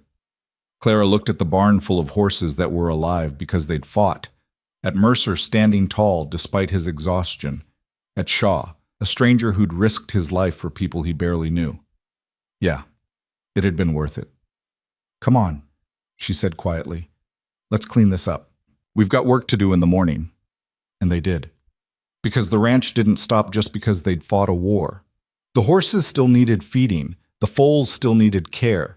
Life continued, brutal and beautiful and relentless. But as Clara fell into bed that night, finally allowing herself to feel the fear she'd been suppressing for days, she knew something fundamental had changed. She wasn't just surviving anymore. She was building something, fighting for something. She had found her place in this harsh world, and she wasn't letting go. The sun rose on a ranch transformed by violence, and Clara found herself standing in the yard with a shovel in her hands, staring at the holes Shaw was digging at the far edge of the property. 7 graves. 7 men who'd come to steal and ended up with nothing but 6 feet of hard earth and a marker that wouldn't even bear their names. "You don't have to help with this," Mercer said quietly, appearing at her shoulder. He looked like he hadn't slept, which was probably accurate, given that Clara had heard him moving around the house all night. "Where else would I be?" Clara drove the shovel into the dirt pile beside the graves. "We all made this mess. We all clean it up." Mercer studied her face for a long moment. Most women would be on the first stage out of here after a night like that. "I'm not most women." Clara kept her voice steady despite the tremor in her hands. The adrenaline had worn off hours ago, leaving behind a bone-deep exhaustion that made everything feel distant and unreal.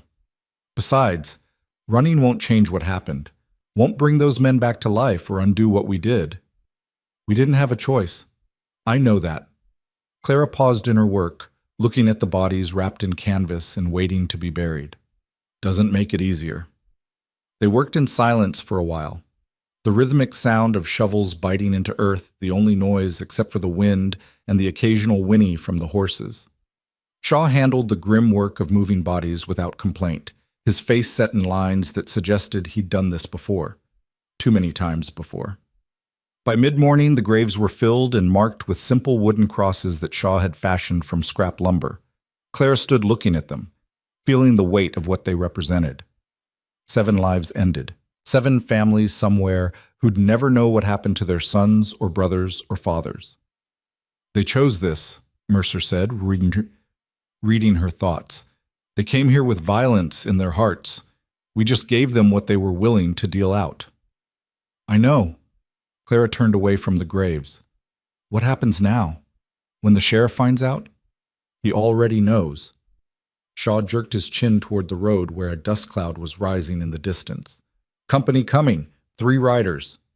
Clara's hand went to her gun automatically, but Mercer shook his head. "No, let them come. We knew this was coming." Sheriff Dawson rode into the yard, flanked by 2 deputies Clara hadn't seen before. The sheriff's face was thunderous as he took in the scene. The fresh graves, the blood-stained dirt, the 3 of them standing defiant and armed.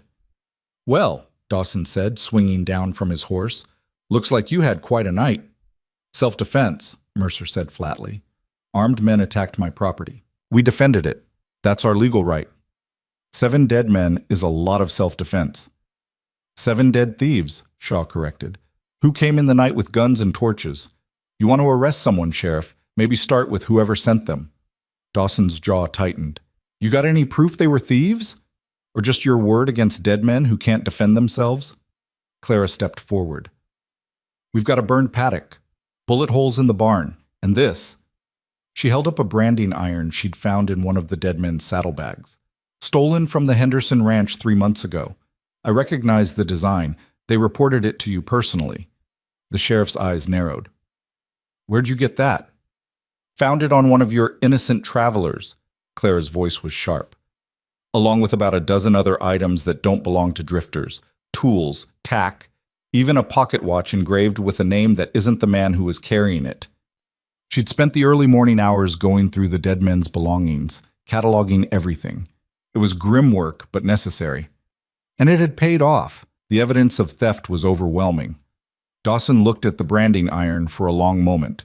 Clara could see him calculating, trying to figure out how to spin this in his favor. Finally, he seemed to reach a conclusion. "I'll need to take those items as evidence," he said, "and I'll need statements from all of you about what happened here."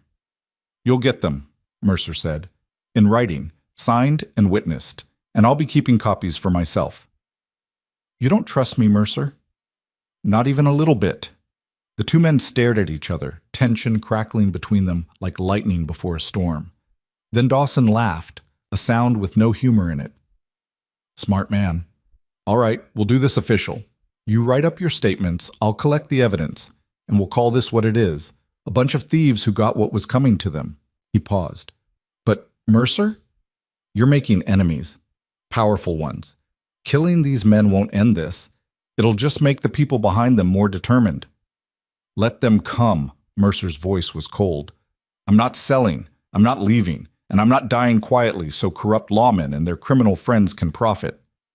Dawson's face went hard. For a moment, Clara thought he might draw his gun. Then he seemed to think better of it, mounting his horse with jerky, angry movements. "You've been warned," he said. "What happens next is on you." The sheriff and his deputies left at a gallop, kicking up dust that hung in the air long after they'd disappeared. "That went well," Shaw said dryly. "It went exactly how I expected." Mercer turned toward the house. "Come on.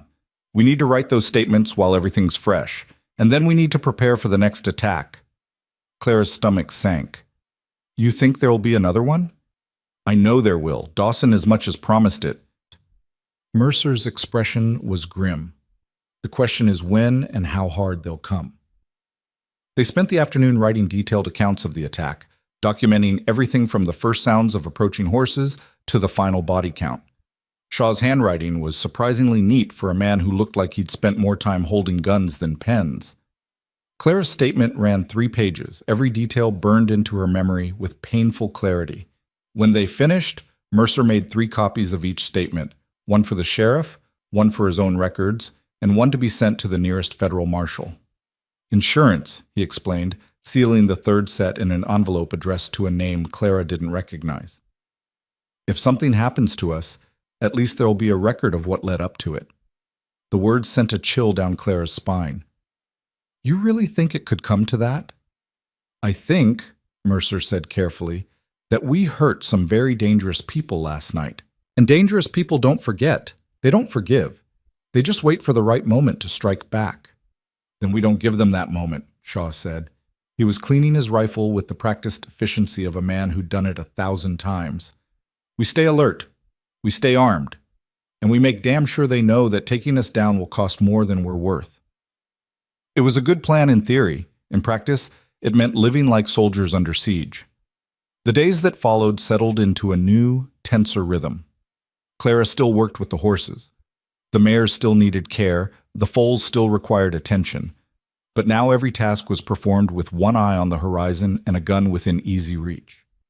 Shaw stayed on, sleeping in the room above the barn that had been Clara's before she'd moved into the small guest room in the house at Mercer's insistence.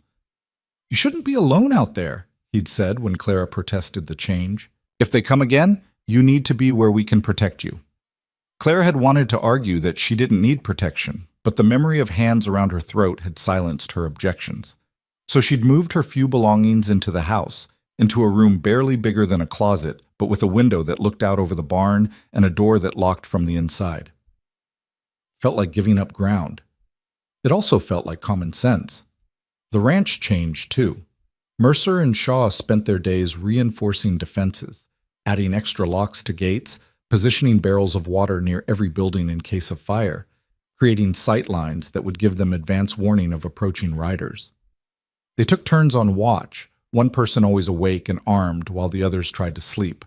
Clara learned to function on 4 hours of rest broken into 2-hour chunks. She learned to sleep with her gun under her pillow and her boots beside the bed. She learned the difference between the sound of wind rattling a loose board and the sound of footsteps on the porch. She learned what it meant to live afraid. 2 weeks passed without incident, then 3. The tension should have eased. Instead, it pulled tighter, like a wire stretched to the breaking point. They're waiting us out, Shaw said one evening, as the three of them sat on the porch, watching the sunset. Trying to make us relax, drop our guard. It's working, Clara admitted. I'm so tired I can barely think straight. Mercer looked at her, concern flickering across his face. You could still leave. No one would blame you. Clara shook her head. We've been over this. I'm staying. Even if it kills you? Even then. Clara met his eyes steadily. I'd rather die fighting for something that matters than live running from everything I'm afraid of. Something shifted in Mercer's expression, a softening she'd rarely seen. You're either the bravest person I've ever met or the most stubborn. Both, Shaw interjected. Definitely both. Clara found herself smiling despite the exhaustion and fear. Takes one to know one. They sat in companionable silence as the sky turned from gold to orange to deep purple. It should have been peaceful, would have been, in another life. In this one, Clara couldn't shake the feeling that they were waiting for an axe to fall. The axe fell on a Tuesday morning, 3 weeks and 4 days after the night of the attack. Clara was in the barn checking on the bay mare's foal, the one born breech, now thriving and strong, when she heard hoofbeats. Not the thunder of many riders, but the steady rhythm of a single horse moving fast. She grabbed her rifle and moved to the barn door. A rider was approaching from town, pushing his mount hard enough to raise concern. As he got closer, Clara recognized him. Young Tommy from the general store, barely 16 and looking terrified. Miss Clara, he called out, pulling his horse to a sliding stop. Miss Clara, you got to get Mr. Mercer, quick. Clara's heart kicked into high gear. What happened? It's the sheriff. He's coming with a posse, maybe 20 men. Says he's got a warrant for Mr. Mercer's arrest. The world tilted. Arrest? On what charges? Murder. Says them 7 men who died weren't thieves at all, but honest ranch hands looking for work. Says Mr. Mercer killed them in cold blood and made up evidence to cover it. Tommy's words tumbled out in a rush. My pa sent me to warn you. He says you got maybe an hour before they get here. Clara's mind raced. 20 men. A murder warrant. This wasn't about justice. It was about finishing what the rustlers had started, but doing it under color of law. Shaw, she shouted toward the house. Mercer, we've got trouble.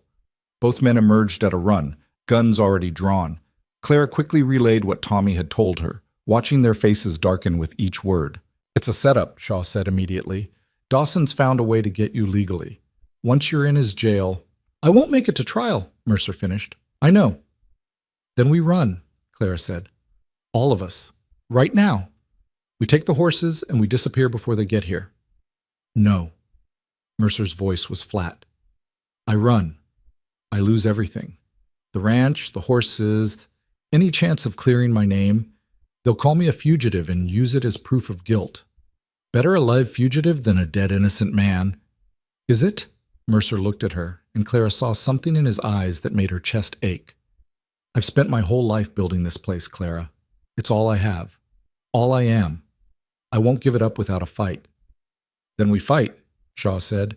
20-3 odds aren't great, but we've faced worse. Clara's throat tightened. This is different. They're coming as law. If we fight them, we really will be criminals. We're criminals already, according to Dawson. Mercer's jaw set in that stubborn line Clara had come to know so well. Difference is, this way at least we go down fighting on our own land. There has to be another option. Clara's mind worked frantically. What if we send for the federal marshal? Tommy, how fast can you ride to the nearest territorial office? 3 days there, 3 days back, Tommy said. And that's if I don't stop except to change horses. Do it. Mercer pulled money from his pocket, far more than the trip would cost. You tell the marshal exactly what's happening here. Tell him we've got evidence of corruption, of a sheriff working with rustlers. Tell him we need help. But sir, that's 6 days at least. What are you going to do until then? Survive, Mercer said grimly. One way or another. Now go. Tommy grabbed the money and wheeled his horse around, galloping back the way he'd come. Clara watched him disappear, feeling like their last hope was riding away. We can't hold them off for 6 days, she said quietly. Not against 20 men with legal authority. We don't have to hold them off. Mercer was already moving, mind clearly working through possibilities. We just have to avoid them, stay mobile, make it impossible for them to catch us. You're talking about guerrilla tactics, Shaw said. Hit and run, never staying in one place long enough to be pinned down. Exactly. We take the most valuable horses, Lightning and the mares with foals. We move them to places Dawson won't think to look. We keep him chasing shadows while we wait for the marshal to arrive. Clara felt a spark of hope. The old Henderson place. It's been abandoned for 2 years. There are caves in the hills behind it, natural shelter, fresh water, good grazing. Mercer nodded. That could work. Shaw, can you get the horses ready to move? Clara, pack supplies, food, water, medical kit. Everything we'll need to camp rough for a week. I'll secure the house and barn. They moved with the efficiency of people who'd learned to trust each other through fire and fear. Within 30 minutes, they had Lightning and 5 mares with foals ready to move, saddlebags packed with essentials, weapons loaded and ready. Clara took one last look at the ranch, the barn where she'd learned to deliver foals, the house where she'd found something like belonging, the land she'd bled to defend. It felt like abandoning a child. We'll be back, Mercer said, reading her expression. This is temporary, just until the marshal arrives and sets things straight. And if the marshal doesn't come, or doesn't believe us? Mercer's hand found hers, squeezed once. Then we figure something else out. But we don't give up. Not now. Not after everything we've survived. They left the ranch just as the sun reached its zenith, driving the horses north toward the Henderson place. Behind them, Clara could see dust rising on the southern road. The posse was coming. The journey took 4 hours through rough country, following game trails and creek beds to avoid leaving obvious tracks. By the time they reached the abandoned ranch, all of them were exhausted and the horses were lathered with sweat.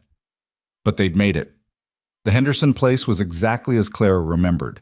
A fallen-down house with a collapsed roof, outbuildings gone to rot and ruin, and behind it all, the hills with their network of caves that had sheltered outlaws and Indians in years past. Shaw scouted the caves while Clara and Mercer got the horses settled in a protected valley with good grass and access to a spring that bubbled up from the rocks. By the time Shaw returned, the sun was setting and Clara's legs were shaking with fatigue. There's a big cave about a 1/4 mile up, Shaw reported. Dry, defensible, with a back entrance in case we need to escape. We can set up camp there. They worked by lamplight to move their supplies into the cave, creating a rough camp that would have to serve as home for the foreseeable future. Clara laid out bedrolls while Mercer and Shaw positioned weapons near both entrances. It wasn't comfortable, but it was secure. That night, huddled around a small fire in the cave mouth, Clara felt the full weight of their situation settle on her shoulders. They were fugitives now, hiding in the wilderness while corrupt men destroyed everything they'd built. The injustice of it burned. "Tell me something," she said, breaking the heavy silence. "How did this start? The whole thing with Dawson and the rustlers? There has to be more to it than just wanting your horses." Mercer was quiet for so long Clara thought he wouldn't answer. Then he sighed, the sound carrying years of weight. "It started 5 years ago," he said, "when I bought the ranch and started breeding thoroughbreds. Quality horses are worth a fortune, and I was bringing bloodlines into the territory that no one else had. Within a year, I was turning down offers from buyers willing to pay twice what the horses were worth." "Let me guess," Shaw said. "Dawson was representing some of those buyers." "Not directly, but he made it clear that refusing certain offers was unwise. I refused anyway." Mercer's jaw tightened. "That's when the troubles started. Fences cut, feed poisoned, small things at first. Then one of my mares was killed, shot in her stall in the middle of the night. A warning." Clara's hands clenched. "What did you do?" "I hired guards, bought more guns, made it clear I wouldn't be intimidated." Mercer stared into the fire. "For a while it worked. Things quieted down. I thought maybe they'd moved on to easier targets. Then 6 months ago, the rustling attempts started getting serious. Professional, organized. That's when I knew Dawson had stopped trying to pressure me and started trying to destroy me." "Why not just sell and leave?" Clara asked. "Save yourself the trouble." Mercer looked at her, and in his eyes Clara saw the answer before he spoke it. "Because this ranch is all I have. My whole life is in that land, those horses. Selling would be admitting that corruption wins." That power trumps justice. I couldn't do it. Maybe that makes me a fool. It makes you stubborn, Clara said, like someone else I know. That pulled a ghost of a smile from Mercer. Yeah, I guess it does. They sat in silence for a while, listening to the night sounds, wind in the rocks, horses moving in the valley below, the distant cry of a coyote. It should have been peaceful. Instead, Clara felt like they were sitting on a powder keg waiting for a spark. The spark came 2 days later. Clara was down in the valley checking on the horses when she heard it, voices carried on the wind, men's voices, multiple speakers, moving through the hills with the carelessness of people who didn't expect opposition. The posse. They'd found the Henderson place. Clara's heart hammered as she moved silently through the rocks toward the cave, taking a route that would keep her hidden from the valley floor. She found Shaw already positioned at the cave mouth, rifle ready, watching the riders below. 8 of them, he whispered as Clara crouched beside him, spreading out to search, looking for tracks, I'd guess. Did they see the horses? Not yet, but it's only a matter of time. Mercer appeared from deeper in the cave. We need to move, now, before they box us in. Where? Clara asked. If we run, they'll hear us. If we stay, they'll find us. We split up. Mercer's face was set in grim lines. Create multiple trails. Make them choose which one to follow. That's suicide, Shaw said flatly. We're stronger together. Oof, we're dead together if they catch us all in one place. Mercer was already grabbing his saddlebag. Shaw, you take Lightning and 3 of the mares. Head west toward the river. There's an old mission there, abandoned but with good cover. Clara and I will take the other horses and go north. We meet back at the ranch in 3 days after Tommy returns with the marshal. Clara's stomach dropped. Caleb, it's the only way. His eyes met hers, intense and unwavering. Trust me. She did. That was the terrifying part. Somewhere in the chaos of the past month, she'd started trusting this stubborn, complicated man with more than just her safety, with something closer to her heart. All right, she said. 3 days. They moved fast, splitting the horses and supplies with military efficiency. Shaw disappeared into the hills to the west, driving his small herd ahead of him.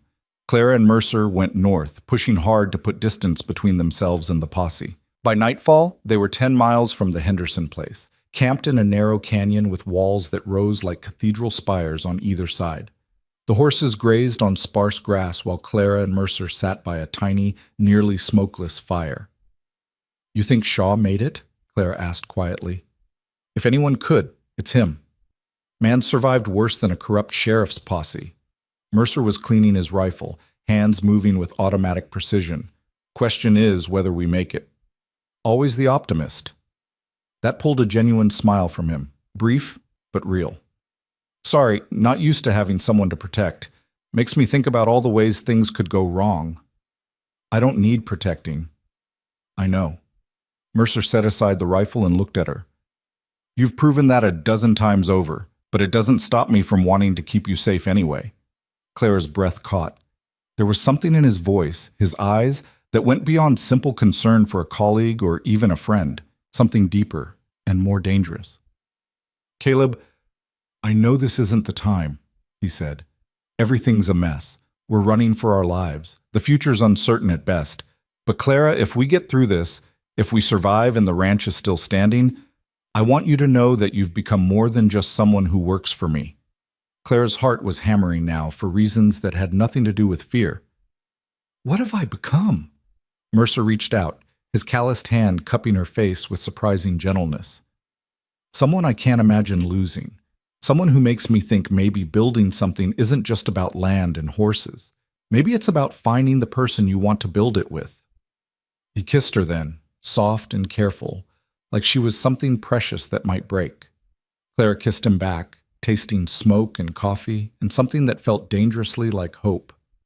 When they pulled apart, the world hadn't changed. They were still fugitives in a canyon, still hunted by corrupt men with guns and badges, but something between them had shifted, settled into place like a puzzle piece finding its home.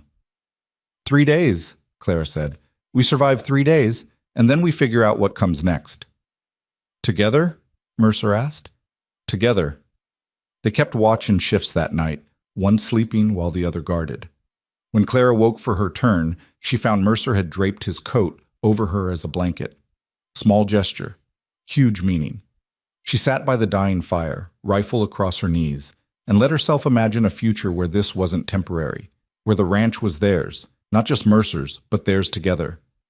Where the only thing she had to fight was the ordinary difficulties of ranch life. It seemed impossibly distant. But for the first time since arriving in Dry Hollow, broke and desperate, Clara let herself want something more than just survival. She wanted a life, a real one, with this man, on this land, building something that mattered. She just had to live long enough to claim it. The second day in this canyon dawned with rain, cold, relentless drops that turned the narrow passage into a river of mud and made the horses restless. Clara woke to find Mercer already up, rigging a tarp between the canyon walls to create shelter for their supplies. "How long's it been coming down?" she asked, crawling out from under the makeshift tent they'd slept beneath. "About an hour, weather's turning." Mercer secured the last corner of the tarp and turned to face her. His clothes were soaked through, hair plastered to his forehead. "We need to move higher. If this keeps up, we'll have flash flooding through here by nightfall." Clara looked at the narrow walls rising on either side of them, imagining tons of water funneling through the confined space. Her stomach clenched. The horses? Already thinking about it. There's a plateau about 2 miles north, harder to reach but safer from flooding. Question is whether we can get the mares and foals up the trail in this weather. They broke camp quickly, loading their sparse belongings onto the horses with hands made clumsy by cold rain. The bay mare's foal, the breech birth that had nearly killed them both, balked at the steep trail leading up to the plateau. Clara spent 20 minutes coaxing him forward while rain poured down her neck and turned the path into a treacherous slip of mud and loose rock. "Come on, sweetheart," she murmured, one hand on the foal's neck while the other gripped the lead rope. "Just a little further. You're stronger than this. You survived worse on your first day in this world." Whether the foal understood her words or just responded to her tone, he finally lurched forward, scrambling up the incline with his mother following anxiously behind. Clara's boots slipped on the wet rock, but she kept her footing, kept moving, kept the animals calm through sheer force of will. By the time they reached the plateau, all of them were exhausted and shaking with cold. But they were alive, and they had high ground. Mercer built a small fire in the shelter of an overhang, using the last of their dry tinder and nursing the flames with a patience that spoke of years spent surviving in harsh conditions. Clara huddled close to the warmth, watching steam rise from her wet clothes. "We can't keep doing this," she said quietly. "Running from place to place, barely staying ahead of them. Sooner or later, our luck runs out." "I know." Mercer's face was grim in the firelight. "One more day. Tommy should be back tomorrow with the marshal. We just have to survive one more day." "And if he doesn't come? If something happened to Tommy, or the marshal won't help, or then we make a different choice." Mercer looked at her steadily. "But we don't make it out of fear. We make it because it's the right move." Clara wanted to ask what that choice would be, but she was afraid she already knew. Fight or flee. Stand and potentially die, or run and definitely lose everything. Neither option was good. They spent the rest of the day in tense waiting, watching the rain fall and the canyon below fill with rushing water. The horses huddled together for warmth, the foals pressed against their mother's sides. It should have been peaceful, just animals and humans sheltering from a storm. Instead, Clara felt like they were sitting in the eye of a hurricane, surrounded by false calm, while chaos waited just beyond sight. Nightfall came early, the sky so dark with clouds that full darkness arrived hours before it should have. Clara was checking on the horses one last time when she heard it, a sound that didn't belong. Not thunder, not rain. Voices. She froze, every muscle tensing. The sound came again, clearer now. Men calling to each other, somewhere below them in the canyon. Clara moved silently back to the overhang where Mercer was banking the fire. "We've got company." He was on his feet instantly, gun in hand. "How many?" "Can't tell. At least 2, maybe more. In the canyon below." "They'll see our fire." Mercer was already kicking dirt over the flames, smothering them to darkness. "We need to move the horses back, deeper into the rocks where they won't be visible." They worked in frantic silence, leading the nervous animals further into the maze of boulders and overhangs that made up the plateau. Clara's heart hammered against her ribs. If the posse came up here, they'd be trapped. Nowhere to run, nowhere to hide. The voices grew louder, clearer, and with them came the unmistakable sounds of horses and equipment. Some could have gone this way. Canyon leads north toward the old mining camps. Waste of time. Mercer's smarter than to hole up where there's no escape route. Dawson says we check every possibility. Man wants this finished. Clara pressed herself against the cold rock, barely breathing. Through the rain and darkness, she could make out movement below, lantern light bobbing as men picked their way through the flooded canyon. 4 of them, maybe 5. Beside her, Mercer was statue still, one hand on his gun and the other on the nervous mare next to him. The horses could give them away with a single whinny. All it would take was one sound, and the men below would know they were here. The foal, the breech berth, shifted against Clara's leg. She felt him gathering himself, felt the breath he took before making a sound. Her hand shot out, covering his muzzle gently but firmly. The foal startled but didn't pull away, didn't make noise. Clara held him there, whispering soundlessly against his ear, praying he understood. Below, the men continued their search. One of them climbed partway up the trail to the plateau, lantern held high. Light swept across the rocks, just feet from where Clara and Mercer crouched in shadow. "Nothing up here but mud and rocks," the man called down. "They didn't come this way." "You sure? Trail looks fresh." "It's pouring rain. Every trail looks fresh. Come on, we're wasting time." The man descended. The lantern lights moved away, following the canyon northward. The voices faded into the sound of rain and rushing water. Clara didn't move for a full 5 minutes after the last sound disappeared. When she finally released the foal and let her hand drop, it was shaking so badly she had to clench it into a fist. "That was close," Mercer breathed. "Too close." "They're not giving up. Dawson must have offered a serious reward to keep them searching in weather like this." "Money's one hell of a motivator."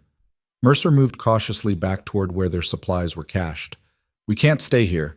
If they're searching this thoroughly, they'll circle back eventually. We need to keep moving."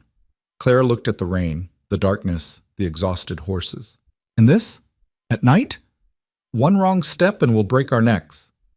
"Better than waiting here to be found." Mercer was already gathering their gear. "There's a line of trees about a mile east. Better cover. We can hide there until dawn, then decide our next move." It was madness. Moving at night through unfamiliar terrain in a storm with valuable horses that could panic at any moment. But staying was worse. So Clara helped load the supplies, helped guide the reluctant animals back down a different trail, helped Mercer navigate by feel and memory through darkness, so complete she couldn't see her own hands. They made it halfway to the trees before disaster struck.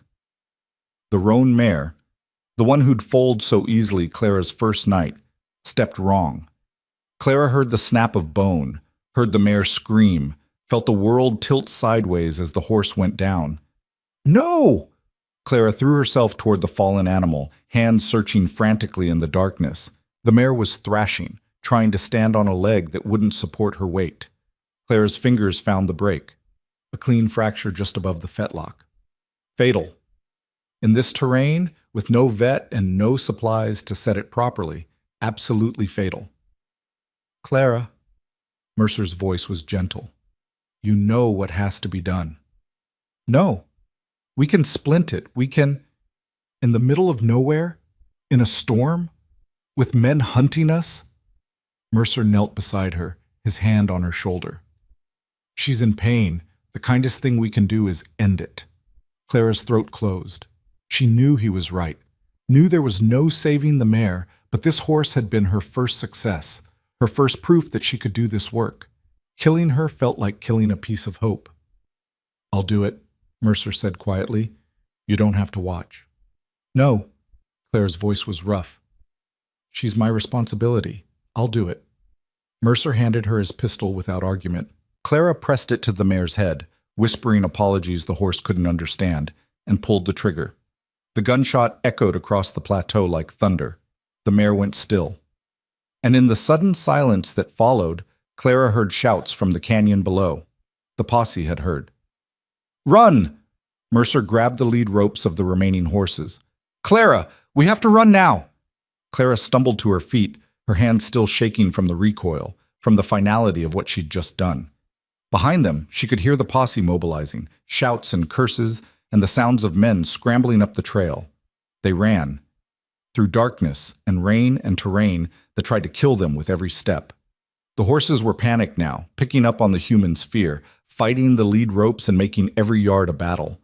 Clara's lungs burned, her legs screamed, but she kept moving because the alternative was capture.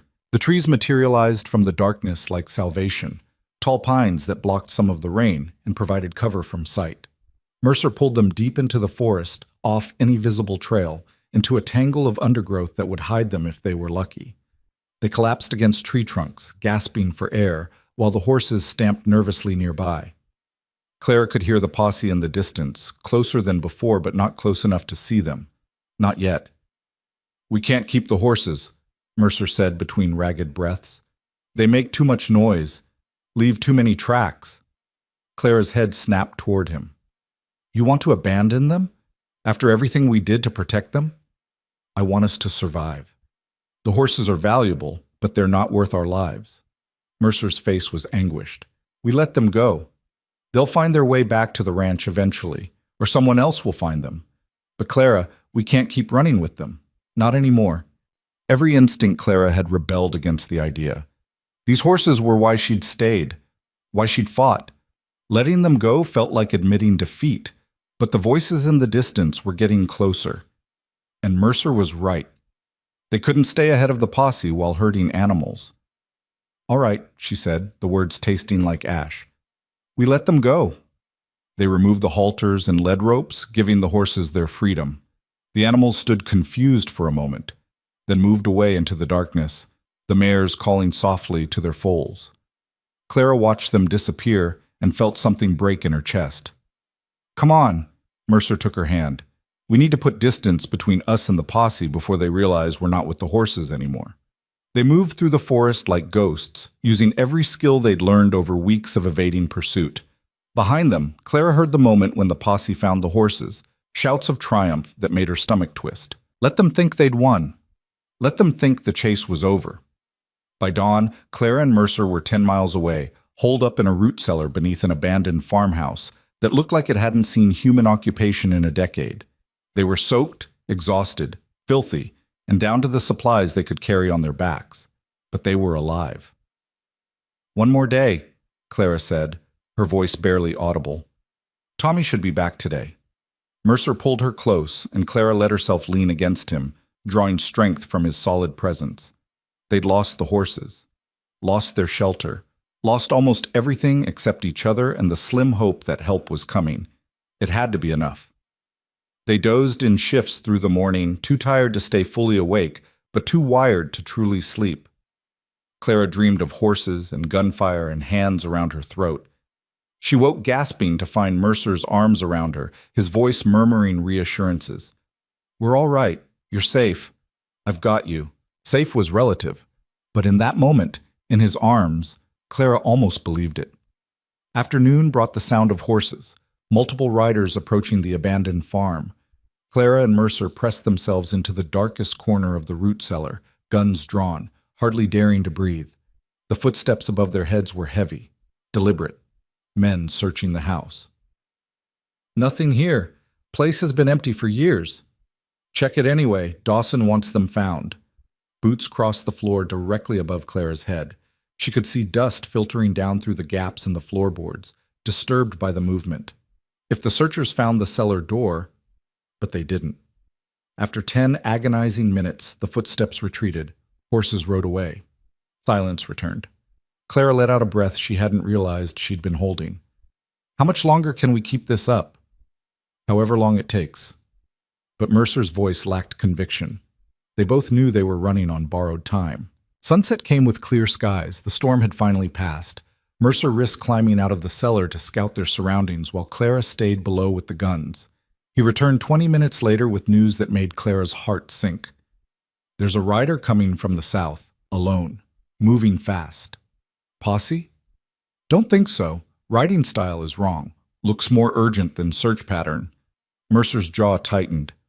Could be Tommy returning, or could be a trap. They crept to the edge of the farmhouse ruins, watching the approaching rider. As the figure got closer, Clara felt hope surge. That's Tommy's horse.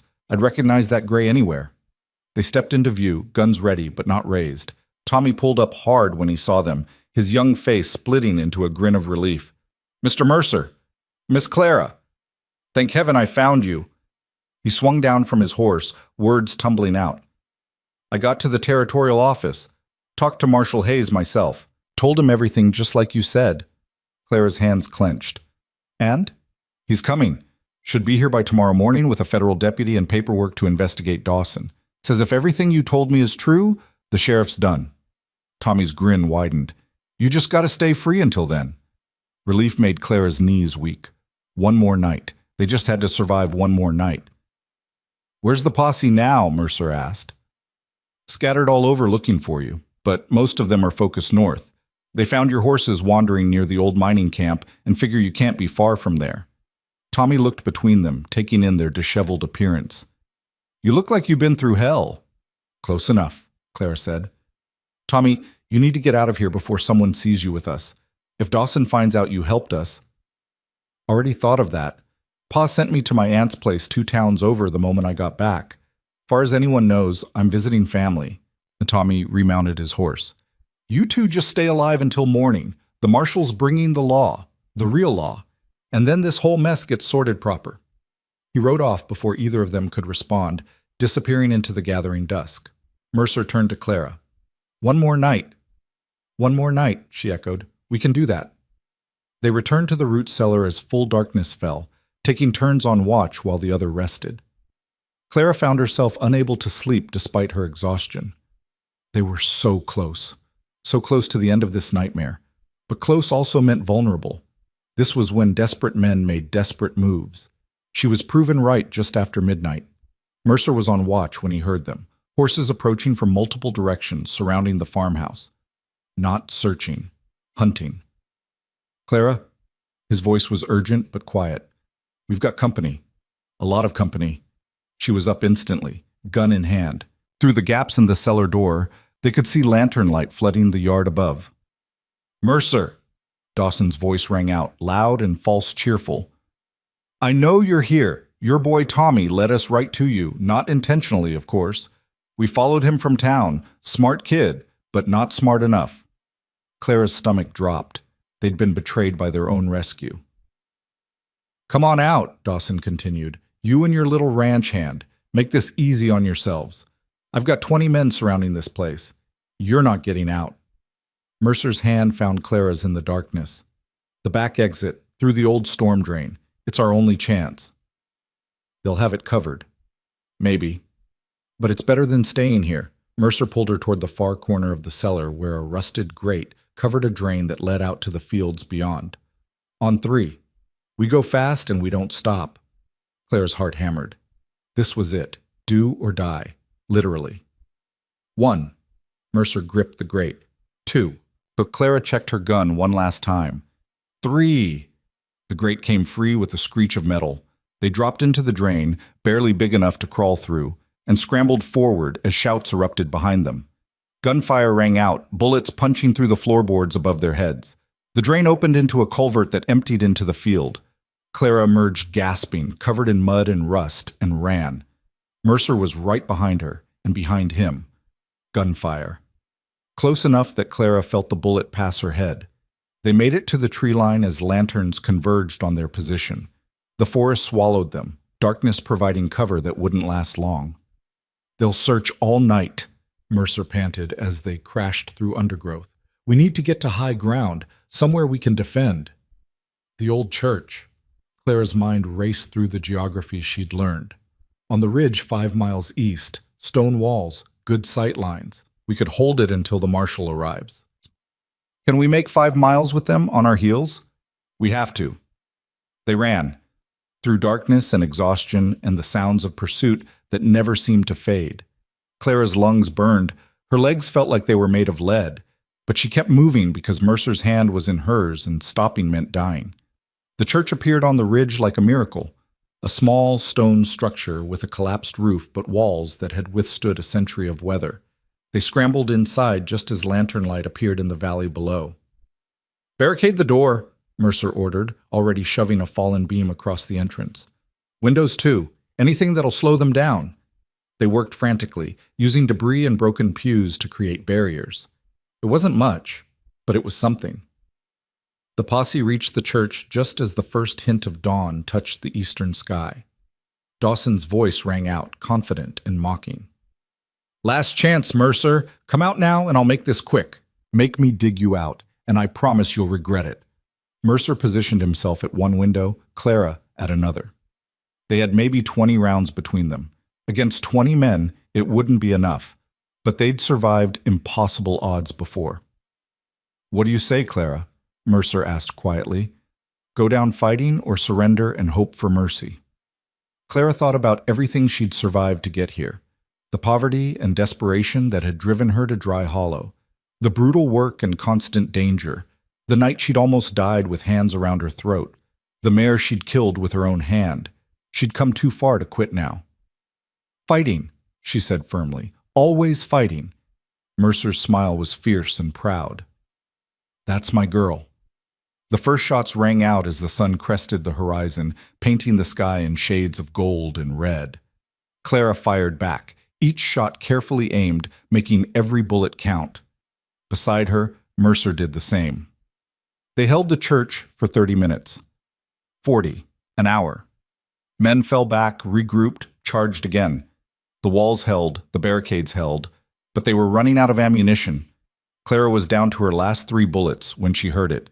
New voices, new horses, and one voice that cut through the chaos like a blade. "This is Federal Marshal Hayes. Everyone drop your weapons, now!"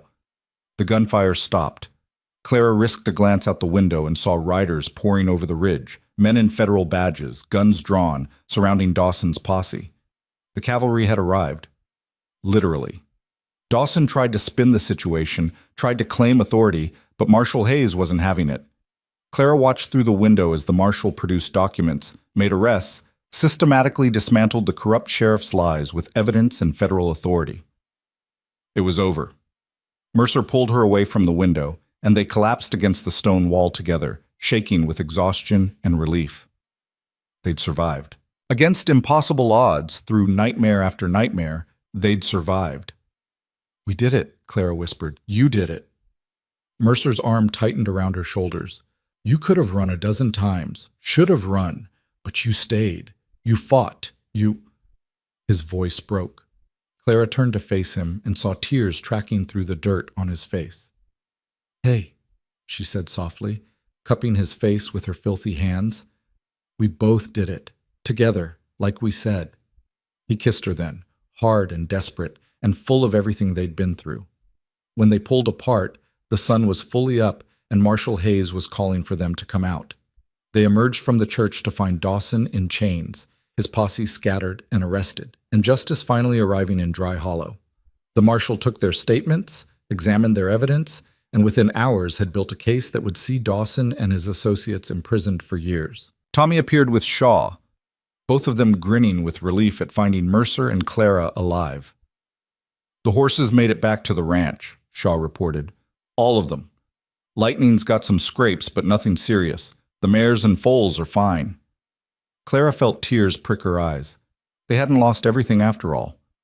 As the marshal led the prisoners away and the dawn painted the sky in impossible colors, Clara stood with Mercer on the ridge overlooking the valley that had nearly killed them both. "What happens now?" she asked.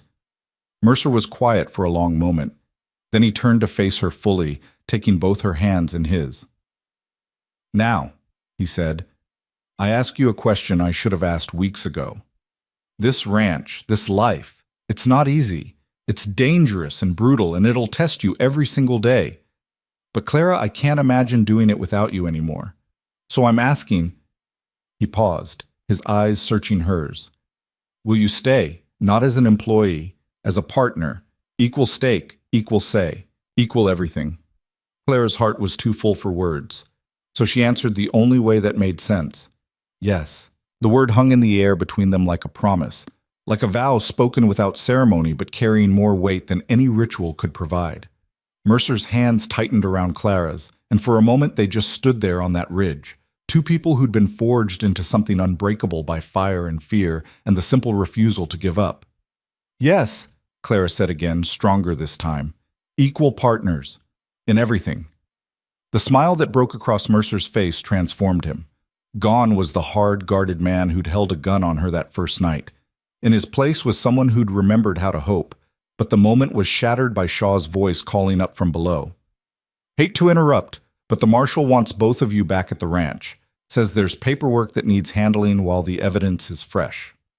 The ride back to the ranch took 3 hours, and every mile revealed the cost of their war. Burned fences, trampled fields. The paddock where lightning had nearly died, still showing scorch marks on the posts. The graves of 7 men at the property's edge, a reminder of the night everything had changed. But the house still stood. The barn was intact.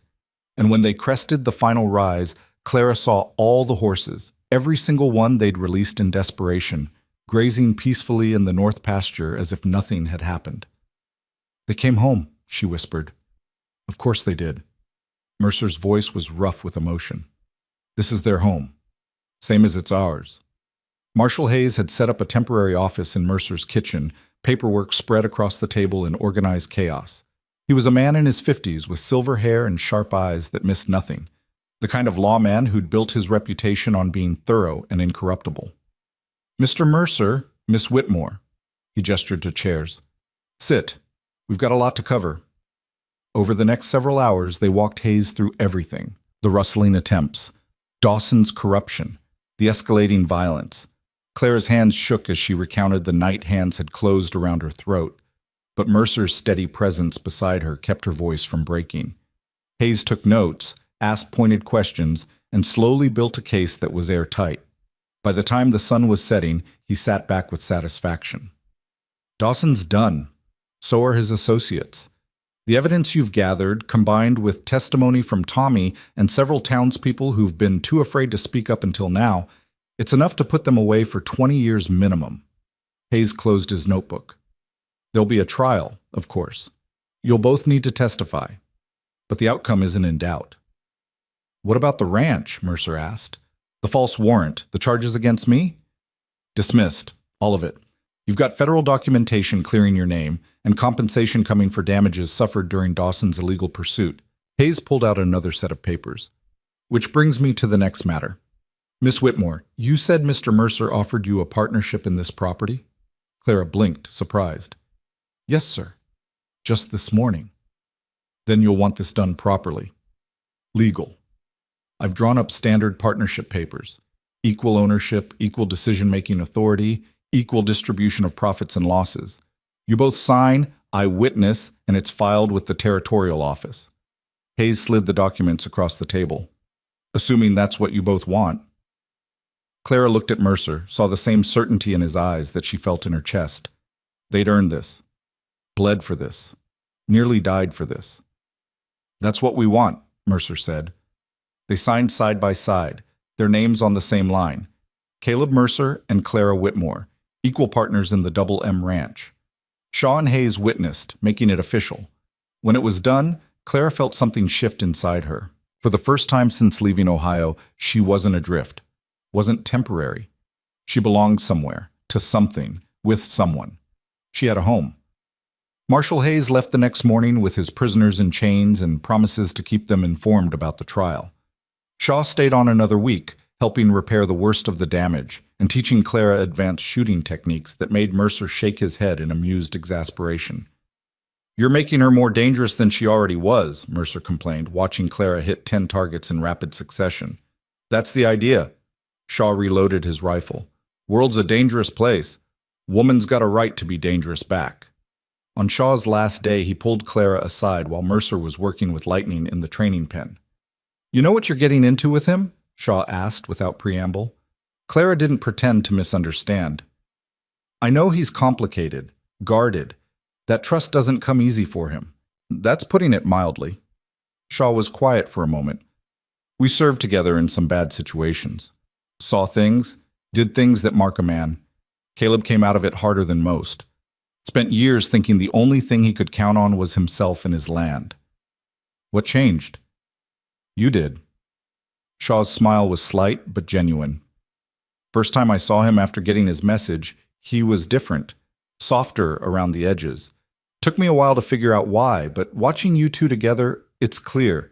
You broke through walls he didn't even know he was building. Clara felt warmth spread through her chest. He did the same for me. I came here with nothing. He gave me purpose, a reason to fight for something instead of just running from everything. Then you're good for each other. Shaw gripped her shoulder briefly. Take care of him, and let him take care of you. Partnership means both, not just one. Shaw rode out at dawn, turning in his saddle once to raise a hand in farewell before disappearing over the ridge. Clara watched him go, feeling the loss of his steady presence, but knowing it was time. They had work to do, and they needed to do it on their own. The weeks that followed were brutal. Rebuilding wasn't just about physical repairs, though there was plenty of that. It was about rebuilding trust with the townspeople who'd been too afraid of Dawson to help. About establishing new relationships with buyers who'd been warned away by the corrupt sheriff. About proving that the Double M Ranch was a legitimate operation run by people who wouldn't be intimidated or controlled. Clara threw herself into it with the same fierce determination she'd brought to everything else. She rode into Dry Hollow with Mercer to meet with the new interim sheriff, a decent man named Carson, who'd been appointed by the territorial governor specifically to clean up Dawson's mess. She spoke at town meetings about what had happened, laying bare the corruption and violence. She refused to be ashamed or apologetic for surviving. The town's response was mixed. Some people were supportive, angry at Dawson, and grateful the truth had come out. Others were suspicious, uncomfortable with a woman who carried a gun and spoke her mind and claimed equal ownership of a valuable property. Clara didn't care about the latter group. She'd stopped living for other people's approval the day she'd decided to stay and fight. The ranch flourished under their partnership in ways it never had when Mercer worked alone. Clara's instincts for the horses proved invaluable. She could spot subtle changes in behavior that signaled illness before it became serious, could calm a nervous mare through difficult labor with nothing but her voice and steady hands. Mercer's business acumen and breeding knowledge, combined with Clara's intuitive understanding of the animals, created something powerful. By late summer, they'd sold 3 yearlings to a buyer from Denver for prices that made even Mercer's eyes widen. The buyer had been impressed by the horse's quality and by Clara's detailed knowledge of each animal's lineage and temperament. "You've got quite a partner there, Mercer," the buyer said, counting out payment. "Most ranchers just know the numbers. She knows the horses." After the buyer left, Mercer pulled Clara into his office, the room they now shared with 2 desks positioned so they could work side by side. "We need to talk about expansion," he said, spreading a map across his desk. "The Henderson place is still abandoned. We could buy it, use the land for additional grazing and the buildings for overflow during foaling season. With our success this year, we can afford it." Clara studied the map, her mind already working through possibilities. The water rights alone would be valuable, and that back section has natural springs that never run dry, even in drought years. Exactly. We could run twice as many horses without crowding them, build a real breeding operation that could supply the entire territory. Mercer's excitement was palpable. "But it's a big step, big investment. I wanted to make sure you were on board before moving forward." Clara looked at him. This man who'd given her a chance when she had nothing, who'd fought beside her and trusted her and made her an equal partner not just in name, but in truth. Making decisions together, building something together. "I'm on board," she said. "Let's do it." They purchased the Henderson property in September, using profits from the summer sales and a loan from a Denver bank that was surprisingly eager to invest in their operation. The trial had made news across the territory. The corrupt sheriff brought down by a rancher and his female partner. It was the kind of story newspapers loved, and it brought the Double M Ranch a reputation for integrity and resilience. The first winter as partners was hard but different from the desperate survival of the year before. They worked together to prepare for cold weather, stockpiling feed and reinforcing buildings. Clara moved from the guest room into Mercer's room without discussion or fanfare. It just happened naturally. 2 people who'd been sleeping back-to-back on watch shifts finding comfort in each other's presence. On a night when snow fell soft and thick outside, Clara lay awake listening to Mercer's breathing and marveling at the path that had led her here. From broke and desperate in Dry Hollow to equal owner of a thriving ranch. From running from her past to building a future. Can't sleep? Mercer's voice was quiet in the darkness. Just thinking. About? Clara rolled to face him. About how different this is from what I imagined when I answered your job posting. I thought I was applying to be a ranch hand, maybe save enough to move on eventually. What changed? Everything. Clara's hand found his in the darkness. You changed? This place changed, I changed. Somewhere along the way, temporary became permanent. Survival became purpose. Mercer was quiet for a moment. When he spoke, his voice carried weight. I need to tell you something about why I posted that job at midnight. Clara's heart quickened. This was something he'd never fully explained. All right. I'd had 3 men quit in 6 months. Good workers, but they couldn't handle the pressure once the rustling started getting serious. They'd rather leave than fight. Mercer's thumb traced circles on Clara's palm. I posted the job at midnight because I needed to know whoever answered was desperate enough to take risks. Stubborn enough to stick when things got hard. I needed someone with nothing to lose. You were looking for someone like you, Clara said softly. Maybe. Or maybe I was looking for someone who could do what I couldn't, trust another person enough to let them in. Mercer shifted closer. You scared me, Clara. From the first night when you stood there with $3 to your name and insisted you could handle anything I threw at you. You scared me because I could see it, the potential for you to become essential. And letting someone become essential meant giving them power to destroy you when they left. Clara's throat tightened. I'm not leaving. I know that now. But then, I kept waiting for you to run, kept testing you, pushing you, expecting you to break. And you never did. You just pushed back harder.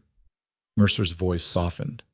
You became essential anyway, despite my best efforts to keep walls up. You walked right through them like they weren't even there. Good, Clara said fiercely, because you became essential to me too. This ranch, this life, it's not just about having a home. It's about having someone to build that home with, someone who sees me as an equal, not as something to protect or control. Equal partners, Mercer said, echoing the words from that morning on the ridge. In everything. They sealed it with a kiss that held everything words couldn't capture, promise and passion, and the bone-deep certainty of 2 people who'd chosen each other not in spite of the hardship, but because of it. Spring brought new foals and new challenges. The expansion to the Henderson property meant more work, more complexity, more decisions to make together. They hired 2 hands. Men Shaw vouched for personally, ex-cavalry who knew how to work hard and keep their mouths shut. Clara trained them herself, teaching them the techniques she'd learned through trial and terror. The trial happened in May, drawing crowds from across the territory. Clara and Mercer testified for 2 full days, laying out the conspiracy and corruption in detail that made several jury members visibly angry. Dawson's lawyer tried to paint Clara as a woman of questionable morals, suggesting that her relationship with Mercer invalidated her testimony. Clara shut that down with cold precision. My relationship with Mr. Mercer is as a business partner and co-owner of a legitimate ranching operation, she said clearly. What we do in our private life is none of this court's business. What is this court's business is that Sheriff Dawson and his associates attempted to steal our property through intimidation, violence, and abuse of legal authority. They failed, and now they're trying to use my gender and my personal choices to discredit testimony that's backed by physical evidence and multiple witnesses. It won't work. The jury deliberated for 3 hours before returning guilty verdicts on all counts. Dawson got 25 years. His associates got varying sentences, but all of them would spend significant time in federal prison. Walking out of that courtroom with Mercer's hand in hers, Clara felt a chapter closing. The fight that had defined her first year in this territory was over. Now came the harder work, building something lasting. Summer brought a surprise visitor. A woman rode into the ranch yard on a fine bay horse, dressed in traveling clothes that marked her as someone with money and education. She dismounted with practiced ease and approached Clara, who was working with one of the yearlings in the training pen. Clara Whitmore? The woman asked. Clara's guard went up automatically. Who's asking? My name is Margaret Chen. I own a breeding operation in California. I've been hearing stories about the Double M Ranch, specifically about a woman who co-owns it and has an extraordinary way with horses." Margaret's smile was warm. I wanted to see for myself if the stories were true. Over the next few days, Margaret stayed as their guest, observing their operation with an expert's eye. She asked detailed questions about breeding lines and training techniques. She watched Clara work with the horses and Mercer handle the business side. And on her last evening, she made them an offer. "I want to establish a partnership between our operations," Margaret said over dinner. "My ranch specializes in racing stock. Yours is building a reputation for horses with exceptional temperament and durability. Together, we could create a breeding line that combines both, animals with speed and stamina." Clara and Mercer exchanged glances. This was bigger than anything they'd imagined. "What would this partnership look like?" Mercer asked carefully. "Shared breeding stock, joint sales, combined marketing across California and the territories. You'd maintain full autonomy over your operation, as would I over mine. But we'd coordinate to maximize both our successes." Margaret pulled out preliminary contracts. "I've worked with male partners for years. Working with a woman co-owner is new for me, but frankly, it's refreshing. Ms. Whitmore clearly knows her business." "Mrs. Mercer, actually," Clara heard herself say. Both Mercer and Margaret turned to look at her in surprise. Clara felt her face heat, but held her ground. "Or will be soon. We've been discussing it." It wasn't entirely true. They danced around the subject without directly addressing it, but saying it out loud made it real, made it something they had to confront. Mercer's smile was slow and devastating. "Yes," he said simply. "She will be." Margaret's laugh was delighted. "Well then, congratulations to you both. And yes, I'm very interested in partnering with Mr. and Mrs. Mercer." They signed the partnership agreement the next morning. Margaret left with promises to send her first mares for breeding in the fall and to arrange a joint sale in San Francisco the following spring. After she rode away, Mercer turned to Clara with raised eyebrows. "Mrs. Mercer?" Clara lifted her chin. "You object?" "Not even slightly, but I thought maybe I should formally ask before you started telling people." Mercer's eyes sparkled with amusement and something deeper. "Clara Whitmore, will you marry me?" "I already said yes to being your partner. This is just making it official in another way." Clara stepped close, her hands on his chest. "But yes, absolutely yes."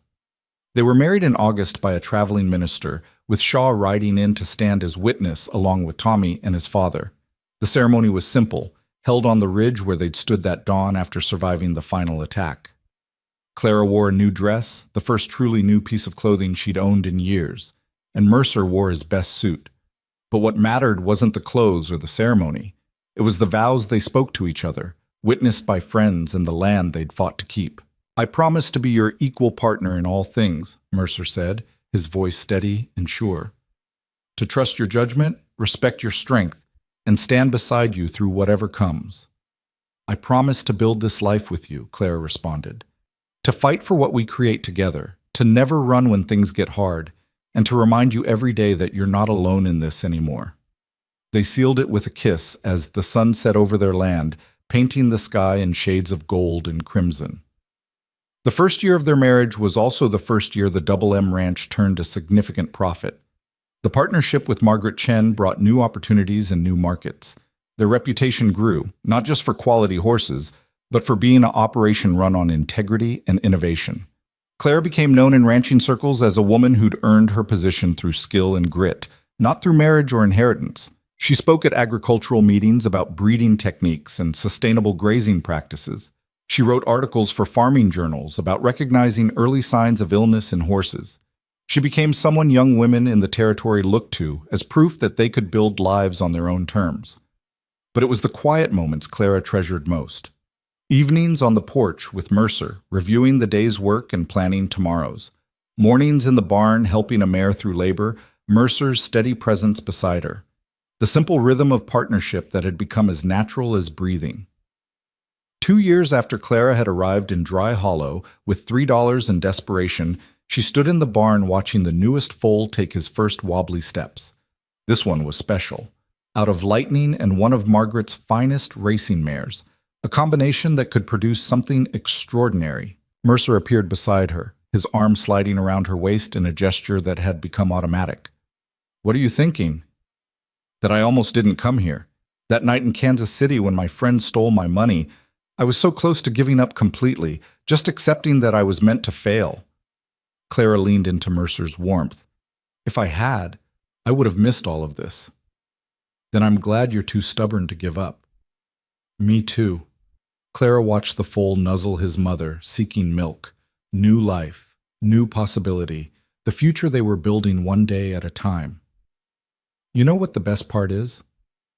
"Tell me." "We're just getting started. Everything we've built, everything we've fought for. It's the foundation. But the real work, the real building, that's still ahead of us." Mercer's arms tightened around her. "Good. I'd hate to think we'd already reached the peak." "Not even close." Clara turned in his embrace, her eyes meeting his. "We're going to make this ranch into something legendary.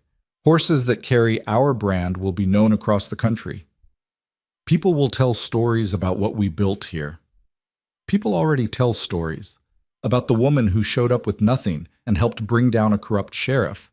About the partnership that survived everything thrown at it." "Those are good stories," Clara acknowledged. "But they're just the beginning. Wait until they see what we do next." They stood together in the barn, surrounded by horses and the evidence of their success. Two people who'd found each other in darkness and built something luminous. Outside, the ranch stretched toward the horizon, acres of land that had been defended with blood and sweat and stubborn refusal to surrender. It was theirs, built together, earned together, protected together.